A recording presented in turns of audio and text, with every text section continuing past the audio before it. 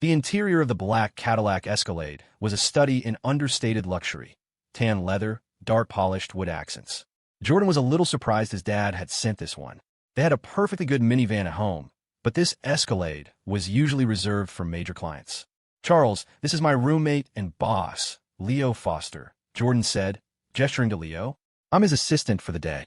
Charles was his family's longtime driver, a man so integrated into their lives that his son, daughter-in-law, and even his son's girlfriend all worked at the Davis family business. Charles' son had grown up playing with Jordan before acing his SATs, going to a top university, and returning to work as a high-paid designer for Jordan's dad. Charles himself was the picture of discretion and competence, the one they trusted with their most important clients. In the world of business, a sharp eye was everything. Jordan hadn't told Charles anything about Leo, not the way Alex might have. Jordan was the baby of the family, alternately spoiled and scolded by his parents. They'd yell at him for being a genetic anomaly, the only overweight person in a family of tall, handsome men, then immediately regret it. But the constant nagging meant he never confided in them, so they knew nothing about his roommates. But Charles was a veteran. One look was all it took. He could tell his young master's roommate was no ordinary college kid. The clothes were simple, what any student might wear, but his posture, his calm demeanor, it spoke of a background that was anything but common. Standing next to him, Jordan really did look like the assistant. And the young man was polite, calling him Charles just as Jordan did. Then Charles's eyes caught the watch on his wrist. He'd seen his share of luxury timepieces over the years. This was a Patek Philippe Nautilus. Not just any Nautilus, but a white gold model. The Escalade had been a custom job, costing over $100,000 to be outfitted for VIPs. Charles kept it immaculate, cleaning every nook and cranny daily. But the watch on this young man's wrist was probably worth more than the car he was driving. Charles's already polite demeanor became exceptionally courteous.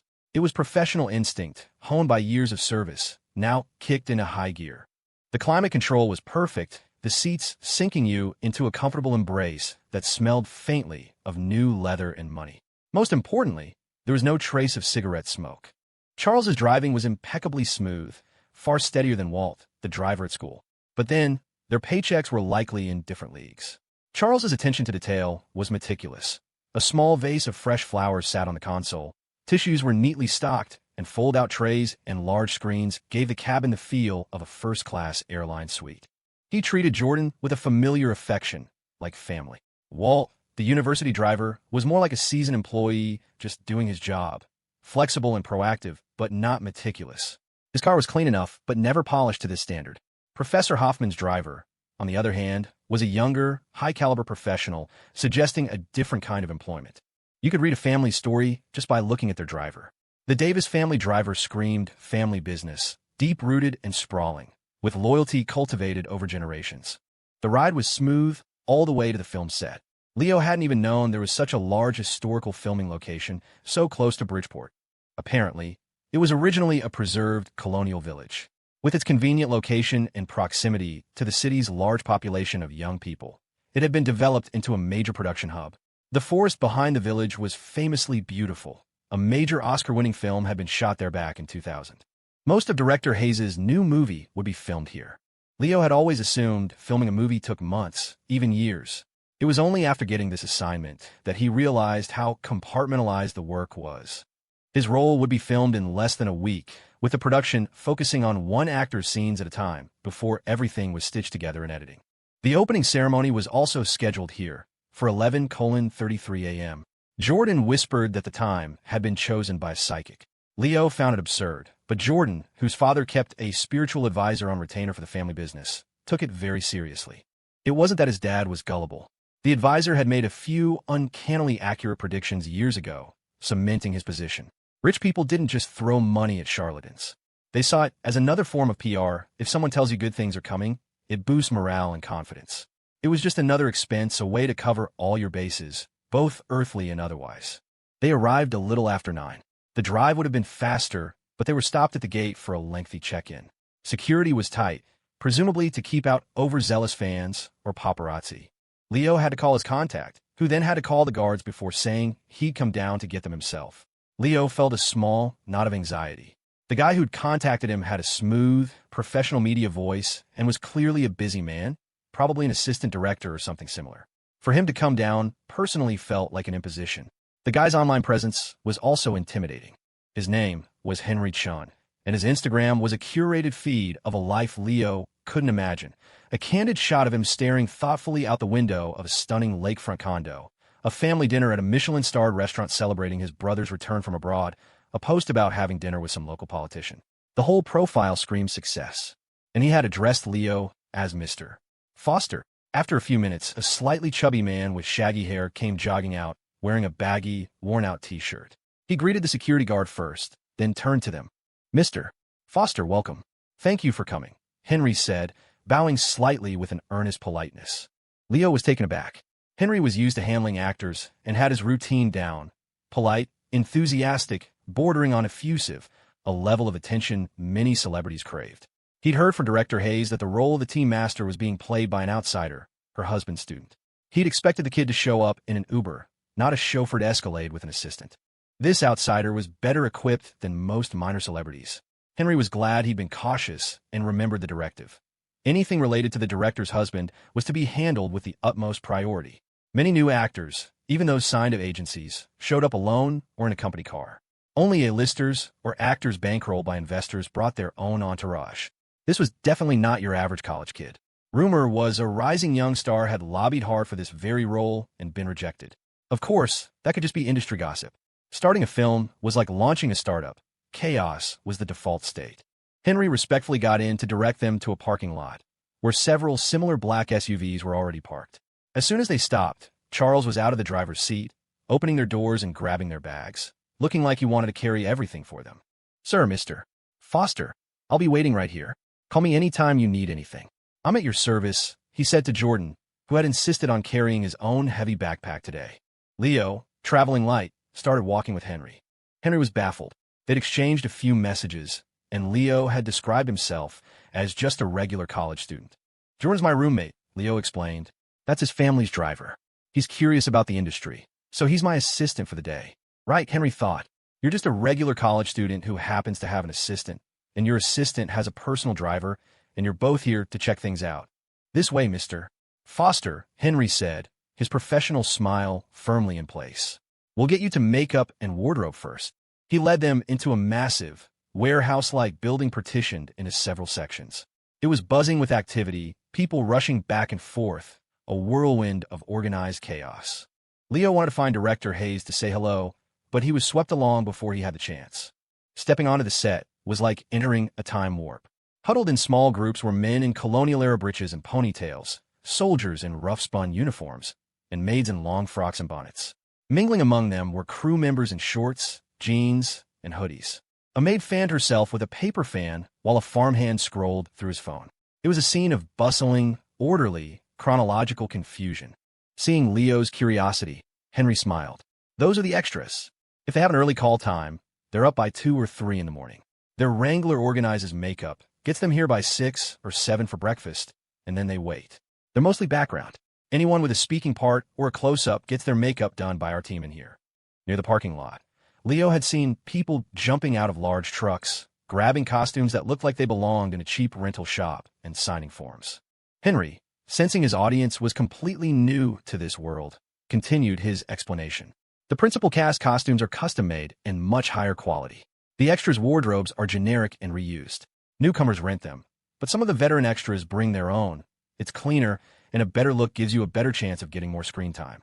Then you have the ones who are just here to kill time and collect a paycheck. They find the best spots to hide." "Can I be an extra?" Jordan asked, his eyes wide. Henry was just as courteous to the assistant with a driver. "Of course. The union is pretty good to extras these days, especially students. You just register, join the casting group chats, and apply when they post a call. You won't get stiffed on pay." He showed Jordan a few QR codes for casting groups posted near the entrance. As an insider, Henry was in several of them, always keeping an eye out for fresh talent. Leo and Jordan peered at the messages in the chat. At everyone needed. Men, 6 feet 0 inches and up for soldier roles. No prior bookings. Young. No heavy builds. No older guys. Do not apply if you do not meet specs. At everyone today's new scene, male. Height not as strict. 5 feet 10 inches and up is okay. No heavy builds. After reading a couple of posts, Leo and Jordan both shrank back. Damn, neither of them would even qualify as an extra, since one was 5 feet 10 inches considered short. What do they mean is okay? Leo, at 5'8", 6 foot, felt a sting. Jordan was even more crushed. No heavy builds? Wasn't that discrimination? So much for his dream of being an extra. Still, he had to ask, aren't there any overweight characters in TV shows? There are, Henry explained, but they're rare. Maybe 1 or 2 roles a year. You'd starve waiting for the opportunity, so very few people try. Honestly, if you're young, handsome, and over 6 feet 1 inch, you'll never run out of extra work. If you're lucky, you get a line, and the pay is pretty decent. Right, Leo thought. If I were 6 feet 1 inch and handsome, why would I be working as an extra? The world would be my oyster. I could be a trophy husband anywhere. Still, being on a film set. Wasn't this a prime location for single, wealthy women? Strange that the system hadn't notified him of any potential targets. They couldn't all be in relationships, could they? Henry led him into a room. The first thing Leo saw was a massive circular chamber hung with all sorts of historical costumes. Beyond, there were 2 rows of dressing rooms, then a line of makeup stations in front of a long mirror, all currently occupied. Transparent dividers separated each station. More people, already in costume, were waiting in line behind them. It was like an assembly line, noisy with the chatter of dozens of people. Mr. Foster, Henry had said on the way over, I've arranged for our best makeup artist to work on you. Don't worry, you have a great base. You'll look fantastic. Now, Henry led him in. A few heads turned, but most people were too busy selecting clothes, changing, or getting their makeup done to pay them any mind. Linda, Henry called out to a woman at a station in the corner. When you're finished, could you do Mr. Foster? He's our team master. A middle-aged woman with a bare face looked up, gave Leo a quick, appraising glance, and nodded. Of course. I'll just be a minute. Henry told Jordan to come with him to get the costume, and Jordan eagerly trotted off to help. This was all a bit less glamorous than Leo had imagined. He thought actors would have more prestige, not be running around like this. He knew director Hayes liked to use new faces, but there were plenty of recognizable veterans in the room, too. And here, the stars whose fans screamed for them on red carpets had to put on their own pants. Leo felt like a lost yak that had wandered from a quiet pasture into Grand Central Station. Everything was new and fascinating. If he hadn't been exposed to a bit of high society recently, he'd probably be asking for autographs. He recognized several famous faces, but they all looked tired and unapproachable, their expressions screaming, "Don't talk to me." It figured. Living your life under a microscope had to be exhausting. You can't expect a person to smile, even when they're taking a dump. As Leo was watching others were watching him. The chubby kid was obviously a complete amateur. The main guy, however, he wasn't exceptionally tall, had fair skin and pleasant features, but what stood out was his relaxed, comfortable aura. He looked like a rich kid trying on a new hobby. Definitely a newcomer. The makeup artist, Linda, was a well-known name in the industry. Her hands were deft and quick, earning her the nickname Midas Touch for the iconic character looks she'd created. Stars had tried to hire her as their personal makeup artist, but she had a family and didn't want the itinerant lifestyle of an actor, constantly traveling to wherever the work was. By working on set, she was essentially her own boss, contracting with the production and bringing her team of artists with her. The work was stable, and the pay was excellent. It wasn't usually this chaotic, but today was the opening ceremony, and all the principal actors needed to be camera-ready. Leo felt completely out of his depth, like he'd been dropped into a new video game. A kid in an adult's world. He had to pretend he belonged, to act like a professional. If they found him out, he felt like he'd get hit with a reputation debuff, and everyone would feel free to walk all over him. He was a little nervous. The person Linda was currently working on was a famous older actress, a household name who'd starred in countless classics. She was staring straight ahead, her face stern and intimidating. Leo had no idea if he should try to make small talk, but just sitting there awkwardly felt weird. She didn't look like she was in a chatty mood. He scanned his surroundings, and his eyes suddenly landed on a familiar bar of light above the makeup artist's head. 9:30 a.m., 10:30 a.m. Learn makeup application. Makeup is the most practical beauty filter. Master this useful skill, and you'll be welcome anywhere. Leo stopped looking around. As new as everything was, he didn't need to understand it all at once. Too much information would just bounce off. He centered himself and sat down near Linda's station, focusing on her work. She was applying false eyelashes to the actress. Not in a single strip, but painstakingly 2 or 3 lashes at a time. If it weren't a system task, Leo would have gotten impatient. But since it was, he treated it as a lesson. The result was a look that was messy and thick, yet incredibly realistic. The lashes weren't overly long, just enough to make the actress's eyes look sharp and expressive. Leo watched intently. The actress, Ms. Albright, caught his reflection in the mirror. She saw a young man with clean features sitting behind her, watching her with focused, patient eyes. Ms. Albright was playing the male lead's mother, a pivotal role. She was a Golden Globe winner, a celebrated veteran. But acting is a cruel profession, and beauty fades. As famous as she once was, time had taken its toll. She rarely took roles anymore, but she loved director Hayes' work and couldn't resist this project. She found the modern industry too superficial. She didn't know most of the young actors, and their arrogance made her uncomfortable. Once, she failed to greet a young star because she didn't recognize him, and his fans swarmed her social media, accusing her of being a washed-up diva bullying a newcomer. The next time, she learned her lesson and proactively greeted another young actor she didn't know. His fans attacked her for being matronly and trying to lecture their idol. She'd given up. Now, she just put on a stony face and did her job. An actor's job was to act. But this new kid today had a good attitude. He'd come in and sat down quietly. When he caught her looking at him, he offered a small, shy smile in response. Applying eyelashes was meticulous work. It wasn't difficult, but it required immense patience. Some people had incredibly sensitive eyes that fluttered or watered constantly, making the job nearly impossible. Linda's skill and patience were what made her one of the most respected makeup artists in the business. She also had a gentle, reassuring way with words. Ms.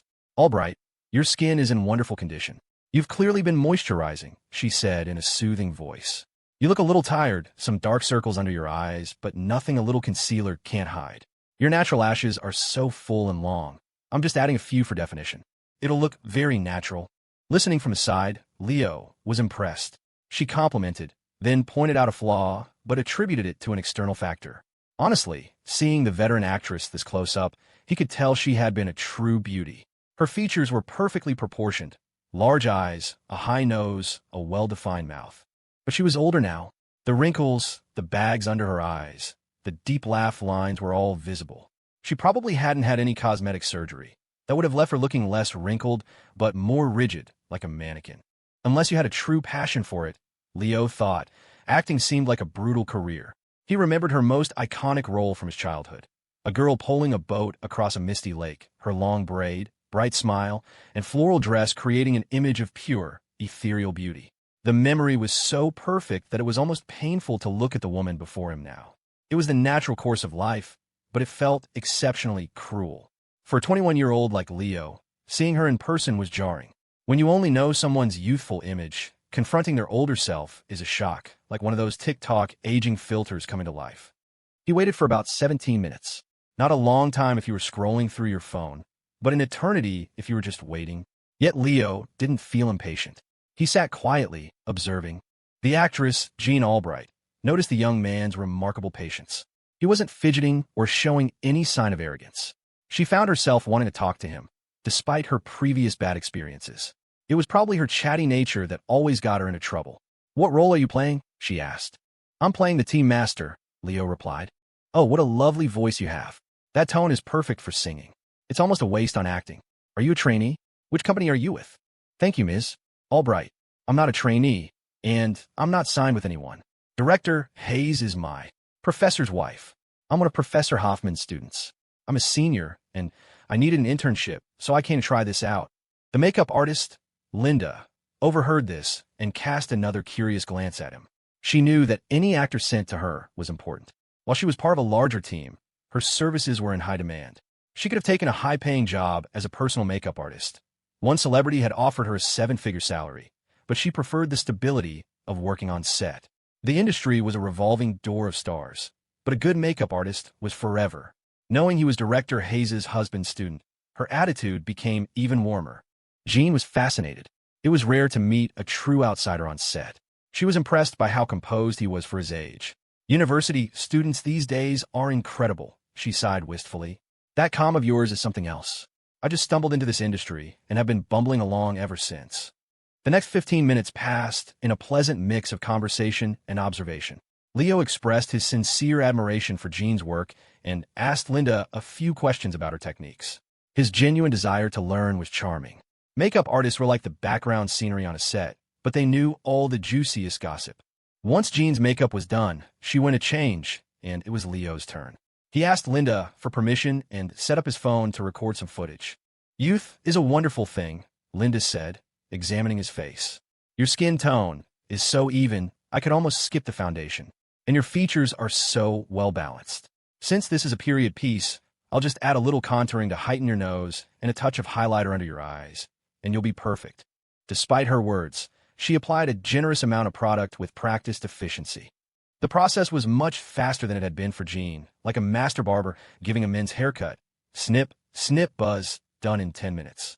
Leo watched his transformation in the mirror.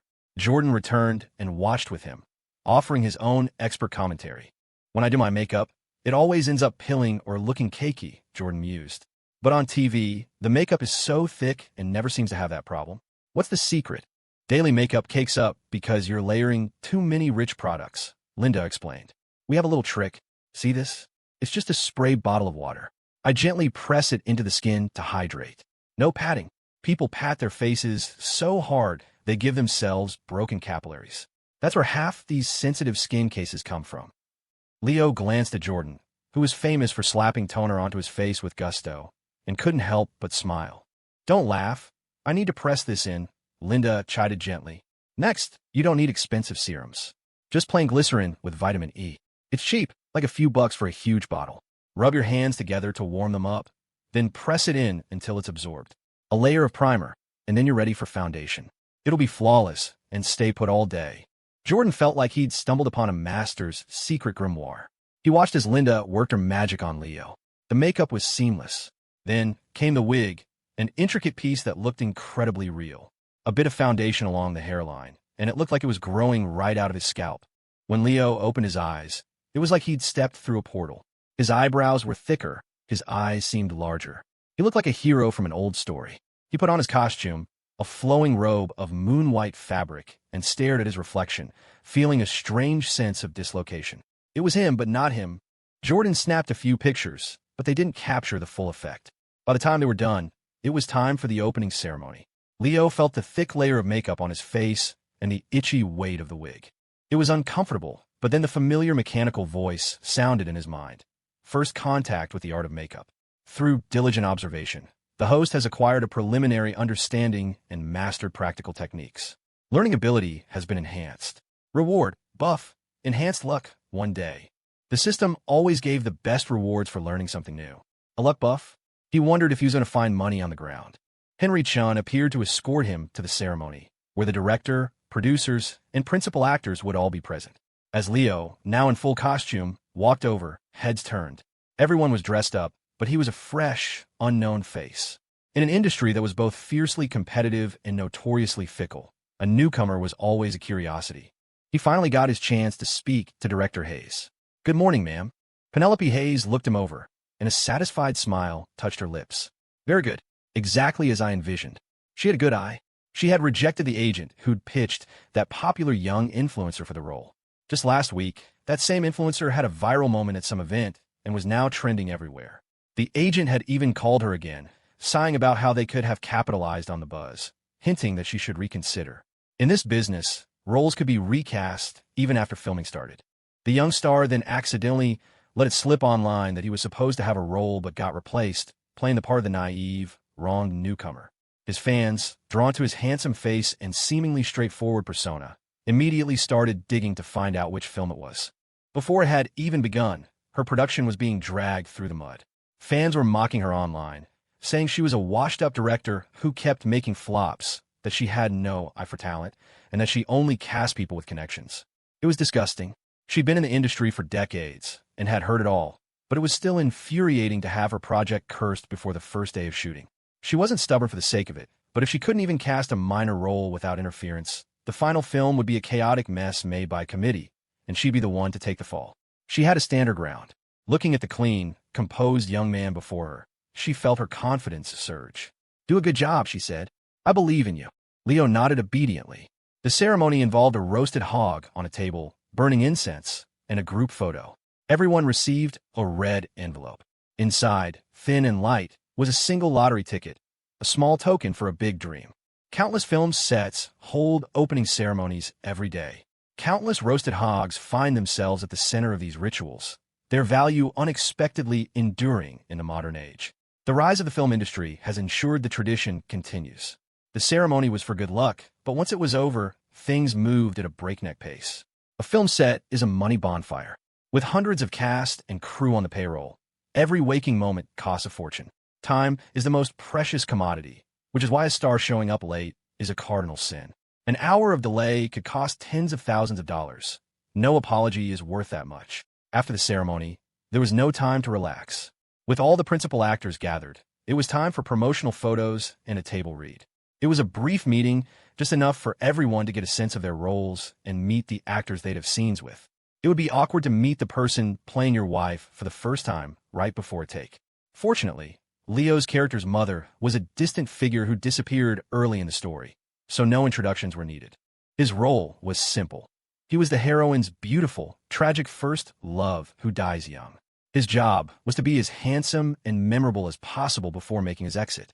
The promotional photos were therefore crucial. Henry had told him to just get a good night's sleep and show up looking fresh. But Leo had learned from his experience with Professor Reed that preparation was key. As Alex always said, you have to respect the tactical details. He could have just shown up and done a mediocre job. He was a newcomer, after all, but he'd been given this chance, and he was determined to make the most of it. He was playing a team master. He had no idea what kind of props the crew had prepared. The costume would be fine, but he couldn't be sure about the tea set. He didn't want to be a diva, making demands as a minor actor, but what if their props were subpar? So, he had asked Professor Reed if he could borrow a high-quality tea set. She had immediately called Dr. Sterling, who had a set delivered to Leo. When it arrived, he saw the price tags still on the bottom of the velvet-lined box. A single cup was marked at $300, the pot at nearly $1,000. The whole set was worth thousands. Leo was terrified. What if he broke it? He couldn't afford to replace it. Professor Reed had laughed. Just use it. He's surely invested in the company that makes them. If this show is a hit, you'll be giving him free advertising. He'll be thrilled. Dr. Sterling is a shrewd businessman. When I told him it was for a photo shoot, he knew to send his best. He's not losing on this deal. So Leo arrived with a very expensive tea set. His plan was simple. If the set's props were good, he wouldn't use his. If not, he'd be prepared. At the photo shoot, the set was beautifully arranged. An antique-style tea table, a rock garden, even a mist machine. But the tea set itself was a generic, mass-produced thing that probably cost $100 tops. It wasn't that the prop department was lazy. This was just for a photo, and the tea set would be a fleeting detail. With a limited budget, they couldn't afford to splurge on everything. When Leo mentioned he had brought his own, the props master asked to see it, adding that if they used it for the photos, he'd likely have to use it for the entire shoot. Leo called Charles, who brought the carefully packed box from the car. The photographer and prop master didn't complain, but there was a flicker of annoyance. Dealing with demanding actors was part of the job, but a newcomer with an assistant, a driver, and his own props was a new one. When Charles, dressed in a full suit like a character out of an old movie, delivered the box, the feeling intensified. The props master was ready to reject it if it didn't fit the aesthetic, just to avoid the hassle. But when she opened the box and arranged the pieces, she fell silent. The set she had procured had cost the production a few $100s. The price tag on a single cup from Leo's set was more than her entire budget. Once arranged, the new set elevated the entire scene. Suddenly, everyone on set was nervous, whispering warnings to be careful not to break anything. The photographer, Abe, had been preparing to spend all afternoon on this shoot. Newcomers, even handsome ones, were often stiff and awkward on camera. Some people look great in person, but bizarre on film. Others are plain in real life, but transform into something magical on camera. The ones blessed by the gods of cinema. When the set was ready, Abe told Leo to just do his thing. It was the first time a photographer hadn't asked him to pose. Cameras were everywhere, along with lights, the rock garden, the tea table, and an antique zither. Thanks to Shawn's relentless filming, Leo had lost his fear of the camera. He treated it like a system task. When the shoot began, he activated the tea-making task timer, and his focus narrowed. He also had his own photography skills now. He knew the best shots came when the subject was natural, ignoring the camera, making the viewer feel like they were being looked at, not like they were watching someone pose for a camera. So he began. He lit the charcoal in the small stove, his movements fluid and unhurried. He had to hold back his wide sleeves as he worked, occasionally brushing a stray lock of hair from his forehead. He rinsed the cups with hot water, the steam rising in a gentle plume. He was completely absorbed. The photo shoot was a resounding success. finishing more than an hour ahead of schedule. When the newcomer had insisted on using his own props, the photographer, Abe, had braced himself for a difficult, pedantic client. He never expected the kid to be so cooperative. Abe had photographed countless celebrities. Some were so stunningly handsome, they seemed to belong to another species. But often, that kind of perfect beauty didn't translate well on camera. It lacked character, a story. Abe's favorite subjects were those with a sense of contrast, an inner world that the lens could capture. It was a rare and precious quality. This new actor wasn't conventionally gorgeous, maybe an 8 out of 10, but on camera, he was magic. Every angle revealed a different facet of his character. A close-up on his eyes showed a deep melancholy, but his posture as he prepared the tea was utterly relaxed, as if he were a genuine ancient scholar, not an actor playing a part. When he looked up, he exuded the quiet dignity of an old-world aristocrat. The combination was mesmerizing. His looks were good, but his aura was incredible. No wonder director Hayes had insisted on a newcomer, turning down that influencer who was blowing up online. That kid, Cade, was on a dozen trending topics. The industry had no secrets. Casting was a battleground. Penelope Hayes had a rival, director Ian Shaw, who was preparing a similar big-budget historical drama. The timing and themes were so close it felt deliberate. Shaw had a reputation for this kind of thing, hitching his wagon to a bigger project and riding its buzz. Shaw's drama was reportedly a male-centric story, a feast of handsome actors designed to capture the female audience. After Cade had accidentally let slip that he'd lost a role in Penelope's film, director Shaw had publicly invited him to audition, praising his talent. Over here, the role was maybe the fourth male lead with minimal screen time. Over there, it was a more substantial part in an ensemble of men. The whole affair had generated early buzz for Shaw's project, which was his signature move.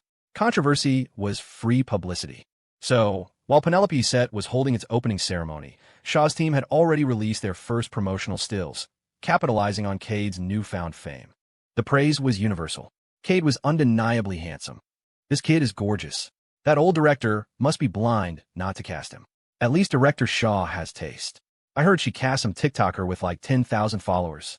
Guess she spent too much time looking at filters to recognize natural beauty. Seriously, her judgment is shot.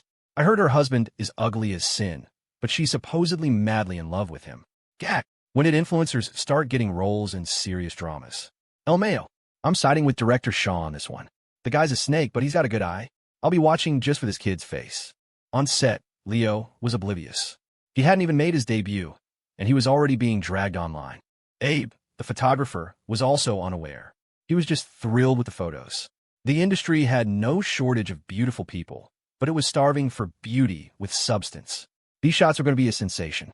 He was so pleased he'd kept shooting long past what was necessary, feeling like he was operating at a higher level. When they wrapped early, Leo invited him to stay and share the tea he'd brewed. It was good tea. It would be a waste not to. Photography was a physically demanding job, and though Abe was a top-tier professional, he was still treated like a tool by most people. An invitation this genuine was rare. He could tell the kid was sincere, so he sat down. Besides, an actor with this much potential was bound to go far. Making a connection now would be a good story to tell later. Abe took a sip, expecting nothing more than a polite cup of tea.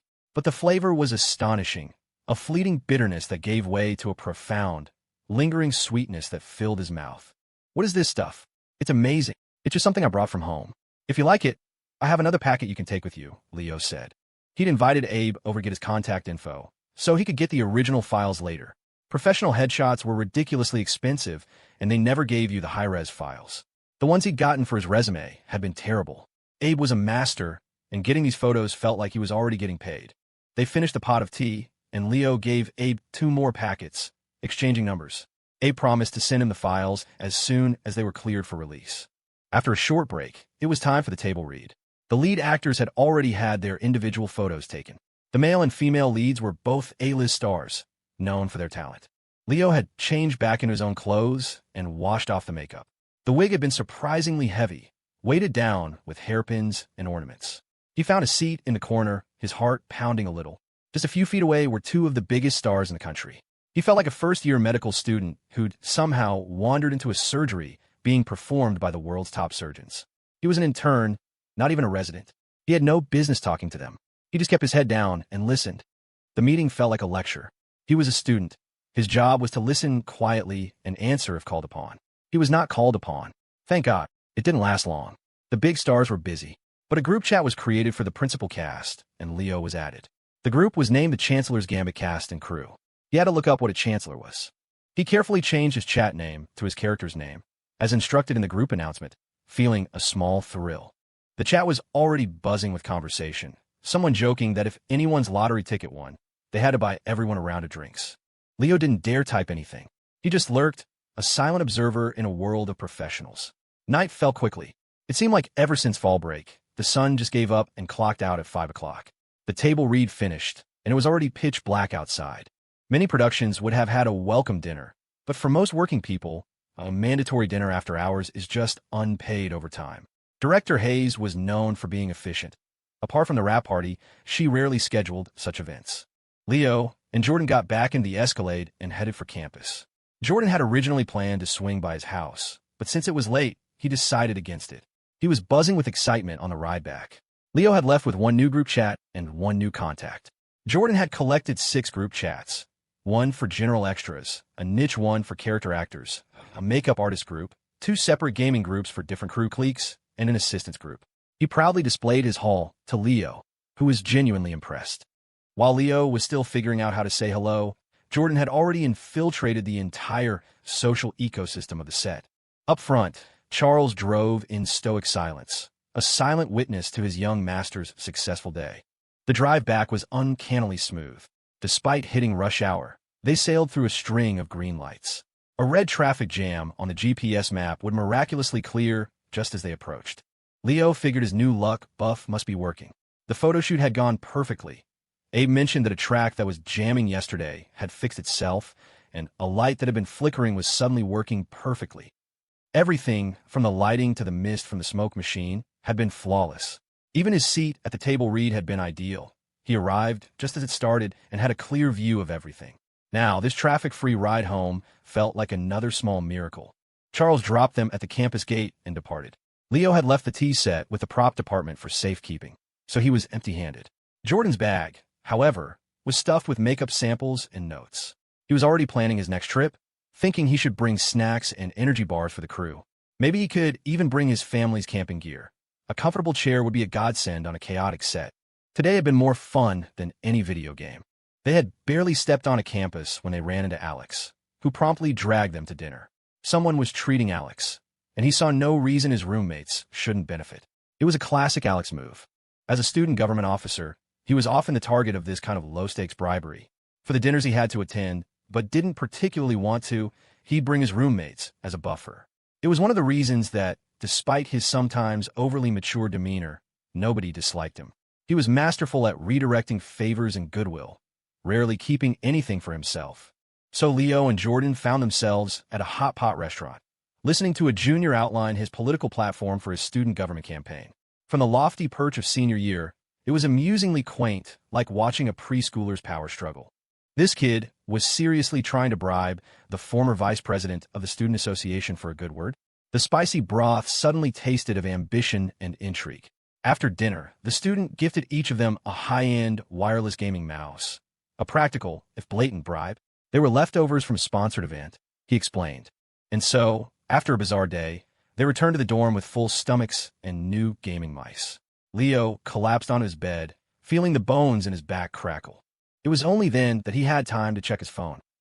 He'd texted Paige earlier to say he couldn't walk moose, and she'd responded with a series of cute poop emojis. Stella hadn't returned to campus yet. She was spending a few days with her mother. She had sent him 2 photos of identical, framed paintings. I ran in my mother on the way home after I left your place, and she insisted on taking the painting you gave me to get it framed.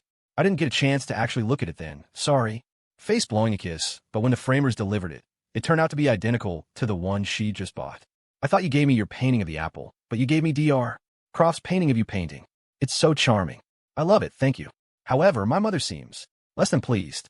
She spent $600,000 on a painting that is identical to the one you gave me. And she spent $600,000 on a painting of you. Rabbit face collision, so now we have 2 paintings of you in our house. My mother's expression today was a mystery. I couldn't tell if she was overjoyed or furious. Anyway, I'll be back on campus after my dad gets home. Oh, by the way, I had that condo redecorated to your tastes. I put in your name. Attached was an image of a property deed. Owner, Leo Foster ownership, sole property address. Apt 1901, 12, Lakeside Drive, The Water's Edge Residences, Bridgeport. Parcel ID. Type, residential condominium area. 1300 SQ. FD. Holy crap. Leo shot up in bed, the metal frame groaning in protest. He and Stella texted constantly, their chat a running monologue of their days. He told her about the film set, complaining about the strange pig head ritual. It had been a busy, lucky day. Now this. He vaguely remembered Stella rummaging through his bag while they were making out, but he'd been a little distracted. He remembered her laughing at his driver's license photo, a truly unfortunate picture that made him look like a potato with eyes. She had shown him hers in return, which was, of course, perfect. But this? A condo? In his name? Didn't transferring property involve mountains of paperwork, trips to the county clerk's office, lawyers, and taxes? He'd helped his mom with their house title once. It had been a bureaucratic nightmare. Did the world of the super-rich operate on a different plane of reality? If it had been anyone but Stella, he would have assumed it was a prank, a photoshopped image. Alex, walking past his bed, jumped. Crap, what? Jordan looked up from his game, curious. What's up, Leo? Leo didn't know what to say. This was a lot. And how could he explain that the mysterious benefactor who'd bought Dr. Croft's painting was Stella's mother, and she'd paid $600,000 for it? A painting of him? Did rich people just throw money around without even looking at what they were buying? He couldn't imagine the expression on Victoria Vance's face when she realized she'd bought a portrait of her daughter's boyfriend. The thought made his toes curl with secondhand embarrassment. Holy crap. It was Jordan's turn to yell, making Alex jump again. Leo, the group chat is going crazy. Jordan shouted. Someone's lottery ticket actually won. One of the crew guys won the third prize, like $450. The director and producer were so happy, they each sent him another $450 as a bonus. The producer said in the chat he'll match anyone's winnings, whatever the amount. Wait, we have tickets too, Jordan said, scrambling to find his backpack. Let's check. Leo remembered stuffing his into the front pocket of his own bag. Alex, can you grab my backpack? Alex pulled out the thin red envelope. Inside was a single state lottery ticket. A small gesture, a $2 dream. A $400 win was a great omen for the production. Leo rarely bought lottery tickets.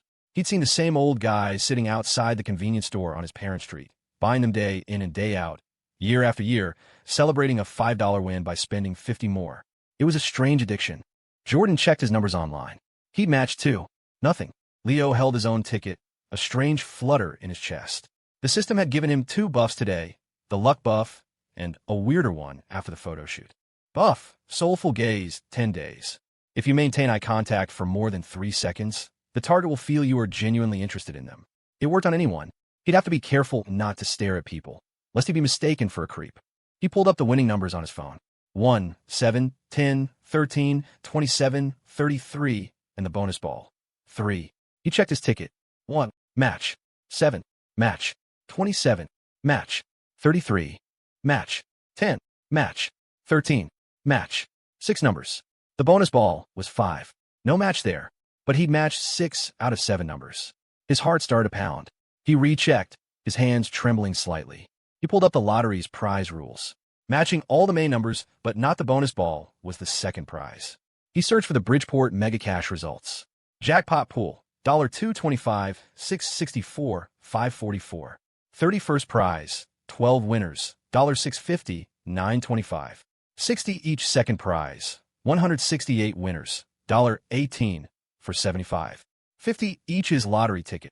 Was a second prize winner? $18,000 for $175. Holy crap. Alex and Jordan stared at him. With a trembling hand, Leo snapped a photo of his ticket and posted it in the cast and crew group chat, which was still buzzing about the first winner. I think I won too, he typed. Second prize. The chat went silent. Leo felt a familiar panic, the fear of being the last person to speak in a group chat, killing the conversation. In the dorm room, Alex and Jordan's jaws were on the floor. No way, Alex said, dumbfounded. Real people don't actually win. Did the lottery commission screw up? Jordan leaped up. Let me touch you. I need some of that luck. I was standing right next to you when they handed those out. If I'd been on your other side, that would have been my ticket. Meanwhile, Penelope Hayes was at home, sipping herbal tea with her producer, Ken Collins. Ken was complaining about Director Shaw's obnoxious marketing tactics. Maybe we should leak our lottery story, Ken suggested. A third prize winner is a great little piece of good luck PR. Penelope was scrolling through the group chat while sipping her tea. Suddenly, she choked, spraying a mouthful of goji berries across the table. "You have to see this," she gasped, ignoring the mess. "Is it too late to take back what I just said?" The producer, Ken Collins, asked nervously. Penelope Hayes just cackled. "Way too late. It's been more than 3 minutes. Someone really won second prize? This show is blessed. Who is it?" Penelope had only seen the message, not who sent it. But she and Ken had both sent the third prize winner a bonus. She hadn't promised to match any prize, but Ken had. And if he did, she'd have to as well. How much was second prize, anyway?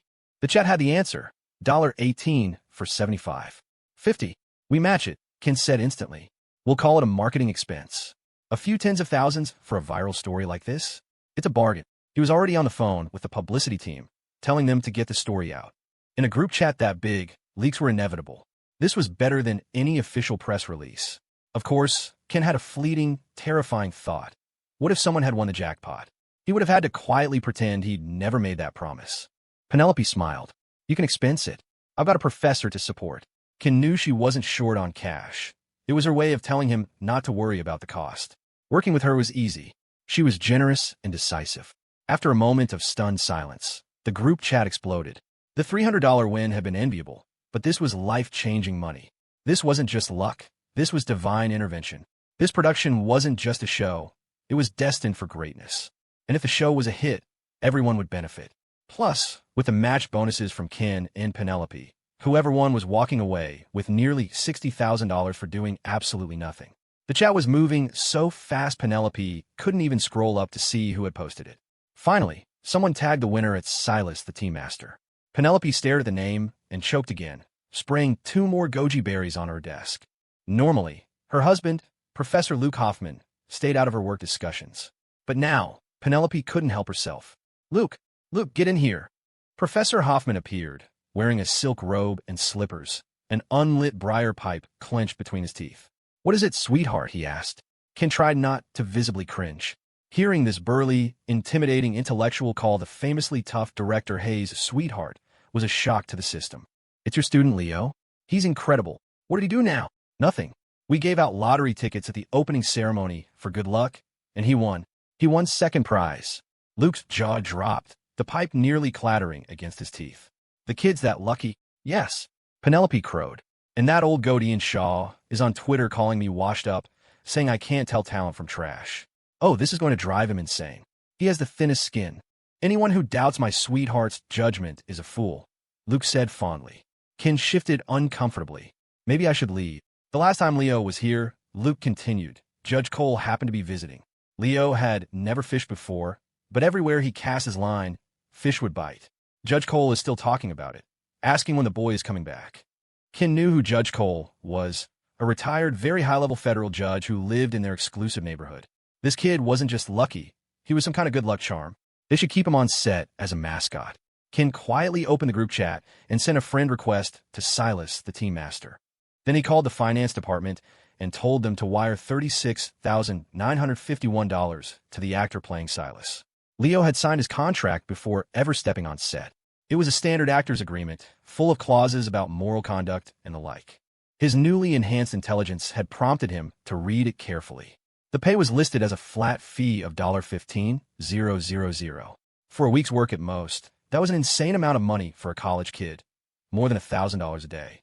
He had submitted his bank information, an old account his parents used to send him his allowance. He'd just won the lottery when a new friend request popped up from Ken Collins. "Silas, congratulations on the win.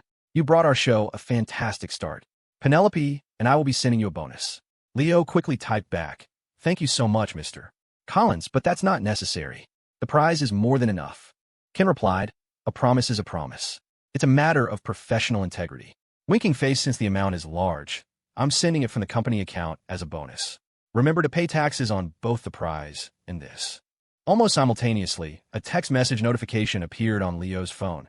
Bank of America, a direct deposit of $36,951.00 was made to your account, ending in 2089 on 10/. Your new balance is $37,410.78. News travels fast, which is why Ken Collins had the money transferred immediately. A lottery win is a fun story. A lottery win on a film set from a ticket given out for good luck is a great story. And when the producers immediately and very publicly match the winnings, it becomes a viral headline.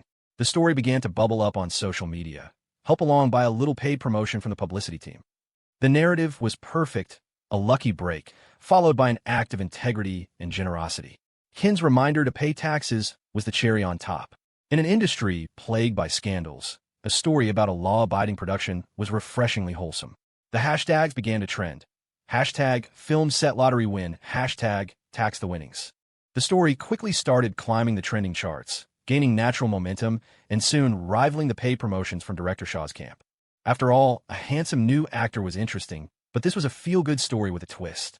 Director Shaw, waiting for Penelope to respond to his provocations, was blindsided. She was fighting back, but with what? A lottery win? It was absurd. It had to be a stunt. But he knew it wasn't. You couldn't fake a state lottery win. The kid was just that lucky. Still, any publicity was good publicity. Her buzz was his buzz. He called his team and told them to double down. Hashtag save us from boring TV. Director Shaw's hashtag crown of thorns is coming. Hashtag K calls out industry injustice. Loses role to a TikToker. Hashtag top 10 hottest actors 2024. This still a K from hashtag crown of thorns is everything. I don't care if the show is good. I'm watching. Back in the dorm, Leo was oblivious to the online storm. He was on the phone with his mom. You won the lottery? Is this a scam? Son, are you short on money again? Tammy Foster's first instinct was worry. No, Mom, it's real. I told you about the internship with Director Hayes. It was from the opening ceremony. They gave everyone a ticket. After he managed to convince them it was real, his parents were ecstatic. That one stroke of luck was more than they made in 6 months of hard work at their diner. I'm sending you $14,000, Mom, Leo said, beaming. The rest I need for taxes and stuff. And you don't need to send me an allowance anymore. My son's all grown up, making his own money. Tammy's voice was thick with pride. Okay, honey, I'll put it in savings for you for down payment on a house someday. Just don't be too flashy with it, you hear? And you should buy a nice gift for Professor Hoffman and his wife. After hanging up, Leo felt a thrill course through him. He planned to transfer the money home, keep a little for himself, and invest the rest while his stock-picking skill was still active. The money had come so easily. A year ago, this would have felt like early retirement. But now, knowing what real wealth looked like, he knew this was just a nice windfall. It was nothing to get arrogant about. He sent thank you messages to Penelope Hayes, Ken Collins, and Professor Hoffman. Then, finally, he told Stella. When Shawn gets back, he announced to his roommates, I'm taking you all out for a massive steak dinner. Alex wasn't the least bit envious. Just minutes earlier, his mother had texted him. His father's promotion had been finalized. He was being appointed county executive of a major neighboring county, while also being named Deputy Secretary of Commerce for the state. It was a monumental step, placing his father firmly in the corridors of power. Alex was ecstatic. You're damn right you're treating us, he declared, grinning. We're officially mooching off a rich man. Leo's luck was uncanny. He joked about his family having a motorcade, and now they practically did. He immediately sent the news of Leo's win to his family group chat. His parents were amazed. This boy has incredible fortune, his father texted back. Stay close to him. Meanwhile, the online world, never content with just one story, was about to get another. In response to Director Shaw's escalating media blitz, the publicity team for the Chancellor's Gambit made their move. You think your actor is handsome? You think his promo shots are hot? Fine. Let's see what the people think. They released the photos. The Chancellor's Gambit first look photos drop. Hashtag good omen. 2 crew members win lottery on first day of filming for The Chancellor's Gambit. Evening was prime time for social media. The working masses, finally free from their labors, were ready to scroll. Penelope Hayes was a respected director, and her name still carried weight. Even if younger audiences didn't know her, their parents did. Her new historical drama was highly anticipated.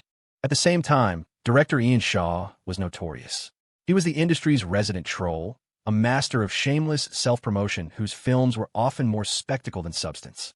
And now, the photos were out. They were stunning. Each image was a masterpiece of lighting and composition. The lead actress looked every bit the daughter of a powerful statesman, poised, intelligent, and dignified. The lead actor, a brilliant scholar from a political dynasty, radiated a quiet, brooding intelligence. Compared to this, Director Shaw's photos for Crown of Thorns looked cartoonish. The emperor was depicted shirtless, drinking with his ministers like they were at a frat party. It was pure fan service, and fans of the lead actor were thrilled, but it looked ridiculous. The most glaring comparison was between the rising star, Cade, and Penelope's unknown choice. Cade played a palace guard. His promo shots were a masterclass in thirst traps. A smoldering, wet-haired look back over a bare shoulder in a bathtub. A dynamic sword-fighting pose. A heroic shot on horseback. His looks were flawless, a perfect specimen of manufactured beauty. This was the actor-director Shaw had saved from Penelope's bad judgment. This was the actor whose fans had spent days mocking Penelope for casting some ugly little influencer in his place. They had even circulated a grainy, unflattering screenshot from one of Shawn's earliest videos, showing Leo looking tired and disheveled while cleaning their messy dorm room. Placed side by side with Cade's glossy photos, the contrast was brutal. It had been a brilliant, nasty move by Shaw. He had seen the screenshot and known he had a winning hand. He knew Penelope was fiercely loyal to her husband, an economics professor at a non-prestigious state school. An unknown student from a nothing university? It was the perfect soft target. And then, the Chancellor's Gambit released the photos of Silas, the team master. The internet went into meltdown. The photos showed a young man preparing tea. He wasn't posing. He wasn't staring soulfully into the camera. He was simply absorbed in his task, lighting the charcoal, waiting for the water to boil, rinsing the cups. He drank the first infusion himself, a small, contented smile playing on his lips. There was no acting, no artifice. He simply was. He was an ancient team master, captured by a modern camera. The effect was profound. Compared to Cade's chiseled perfection, his looks were merely pleasant. But he embodied the character so completely that he seemed to have stepped out of another time. The comments poured in, fast and furious. This is the tragic first love of a statesman's daughter? I'm already crying. Did you guys notice the props? That tea set is real. It's a museum-quality piece. I've seen it in a gallery. OMG, I found his TikTok. It's the Roommate Chronicles.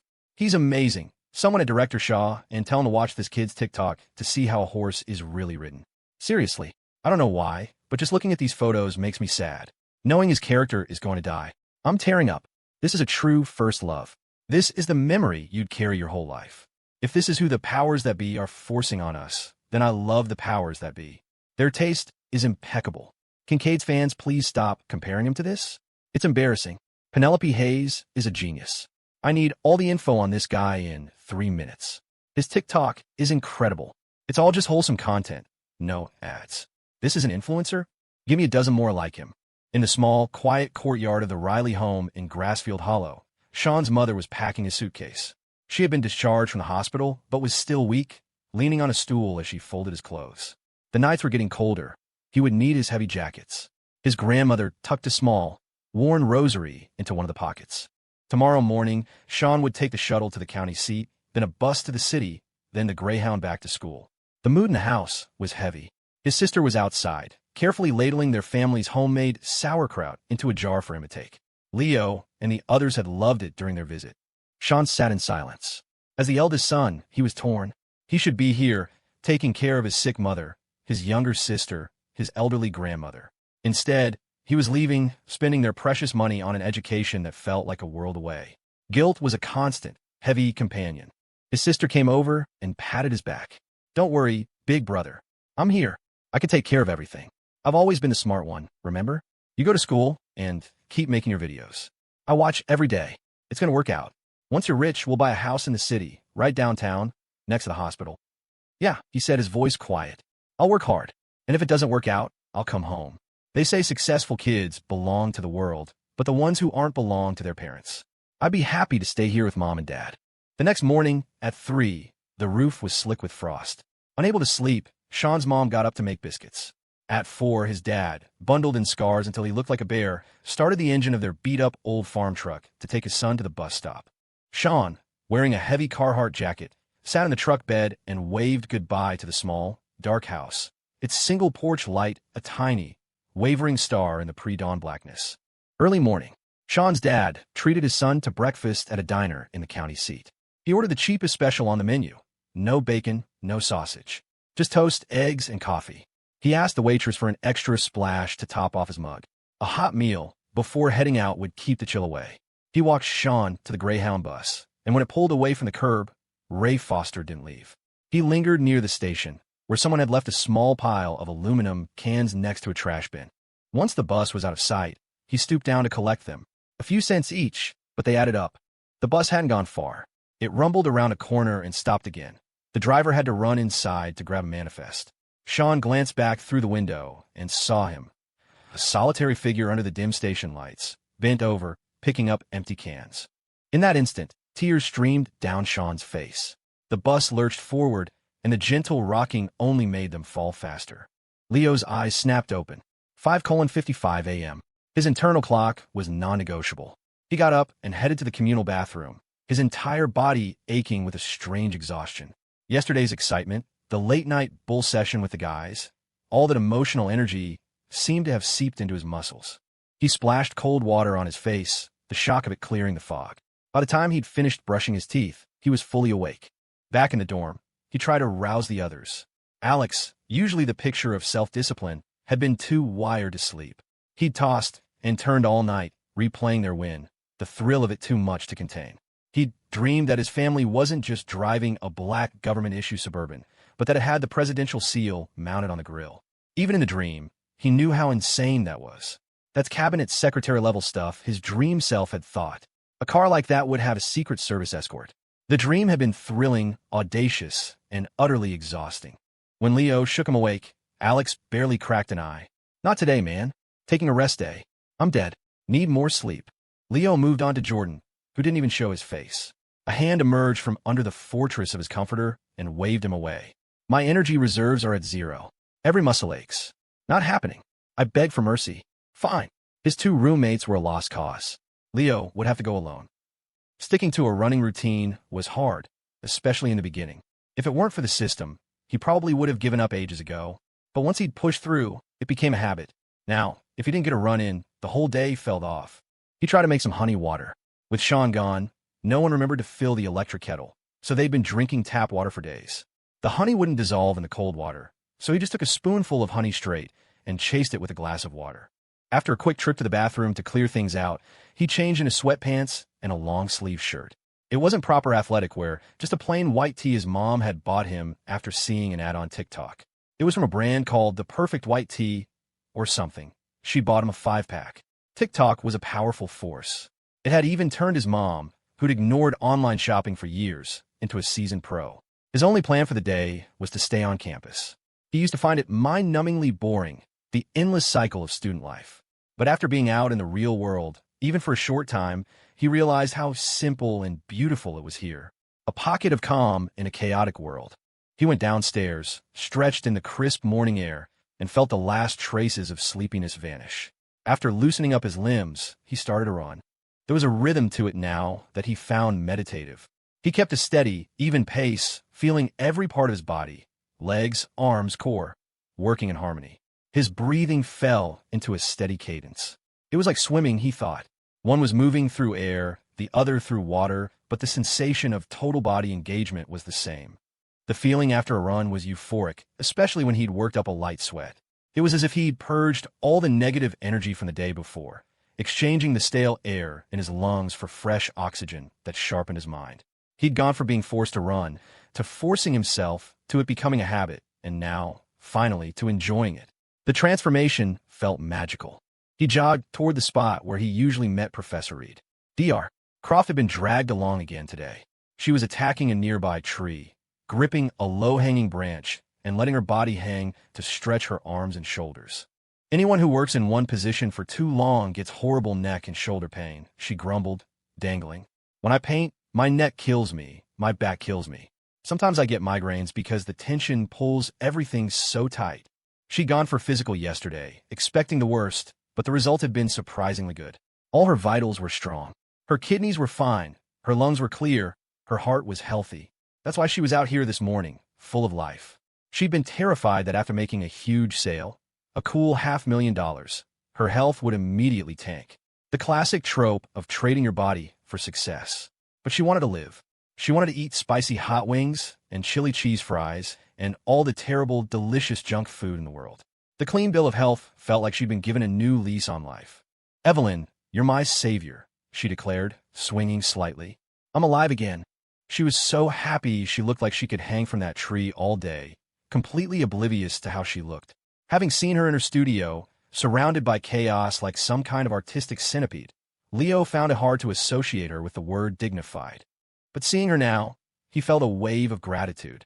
She had gifted him a painting worth $500,000. He knew she had high standards and might have destroyed that first version anyway, but it was still an incredibly generous act. He'd known her work was valuable, but he hadn't known how valuable. And through a strange twist of fate, Stella's mother, Victoria Vance, had bought the second version, while he'd given the first to Stella. Both paintings had ended up with her. It was bizarre. Dr. Croft, glowing with energy, saw Leo approach. Still hanging from the branch, she called out, "Leo, can you come by the studio this afternoon? I still have a little more work to do on the piece." "Of course. I'll be on campus all day." Professor Reed noted that Leo was alone today. "Your roommates couldn't make it?" she asked. When Leo shook his head, her appreciation for the young man grew. It was one thing to start something. It was another thing entirely to stick with it. Persistence was rare. This Leo kid was a good one. Leo said his goodbyes to the two professor NPCs and started running again. He'd only gone a few steps when a mechanical voice sounded in his mind. "Congratulations, host. Your efforts with the gold-tier single woman, Evelyn Reed, have been effective. Favorability has reached 77. Reason: host has demonstrated persistence in his fitness routine. In contrast to his roommates, who have already given up, host dedication appears even more commendable. Please continue to work hard, strive for excellence, and climb to new heights." Leo blinked. "Huh, so that's the secret. The key to looking good is making everyone else look bad."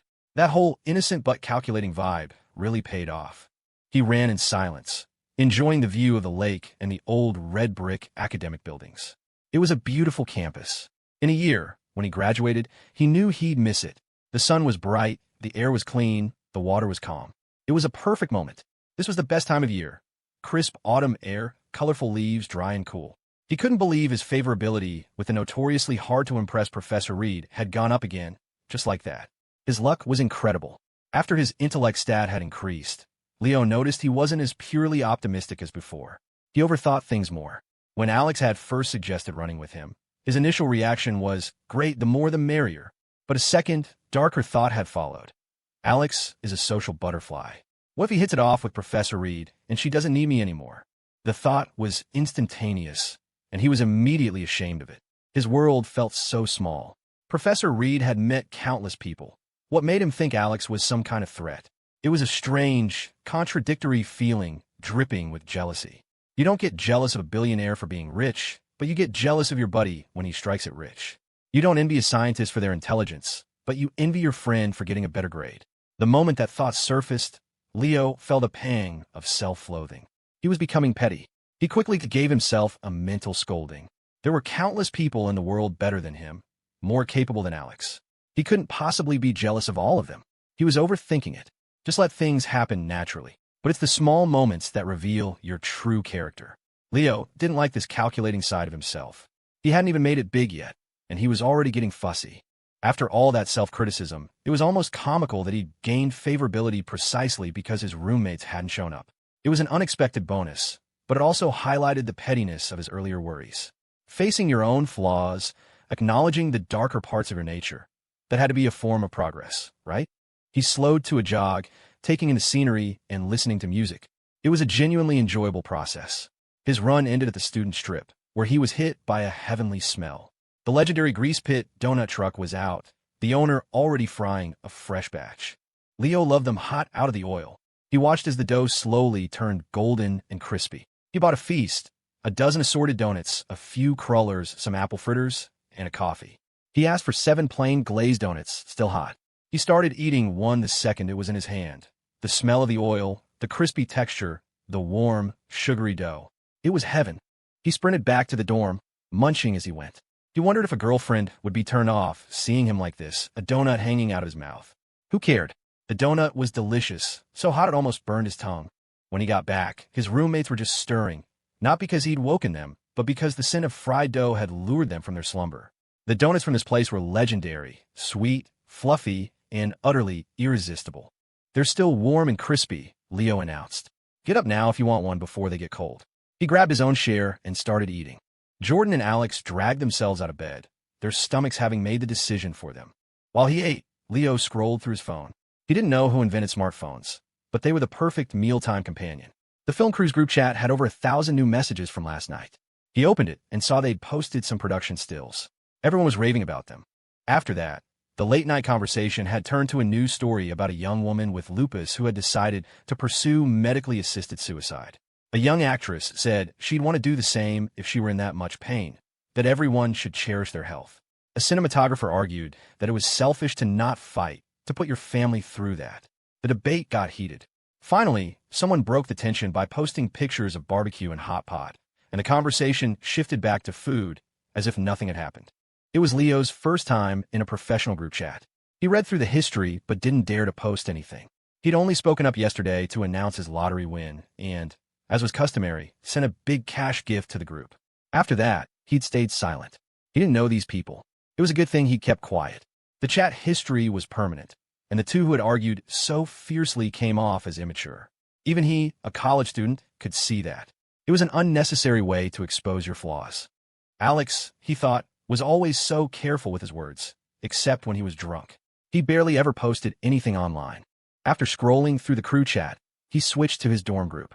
Shawn, photo of a train station. Shawn, I'll be back on campus tonight.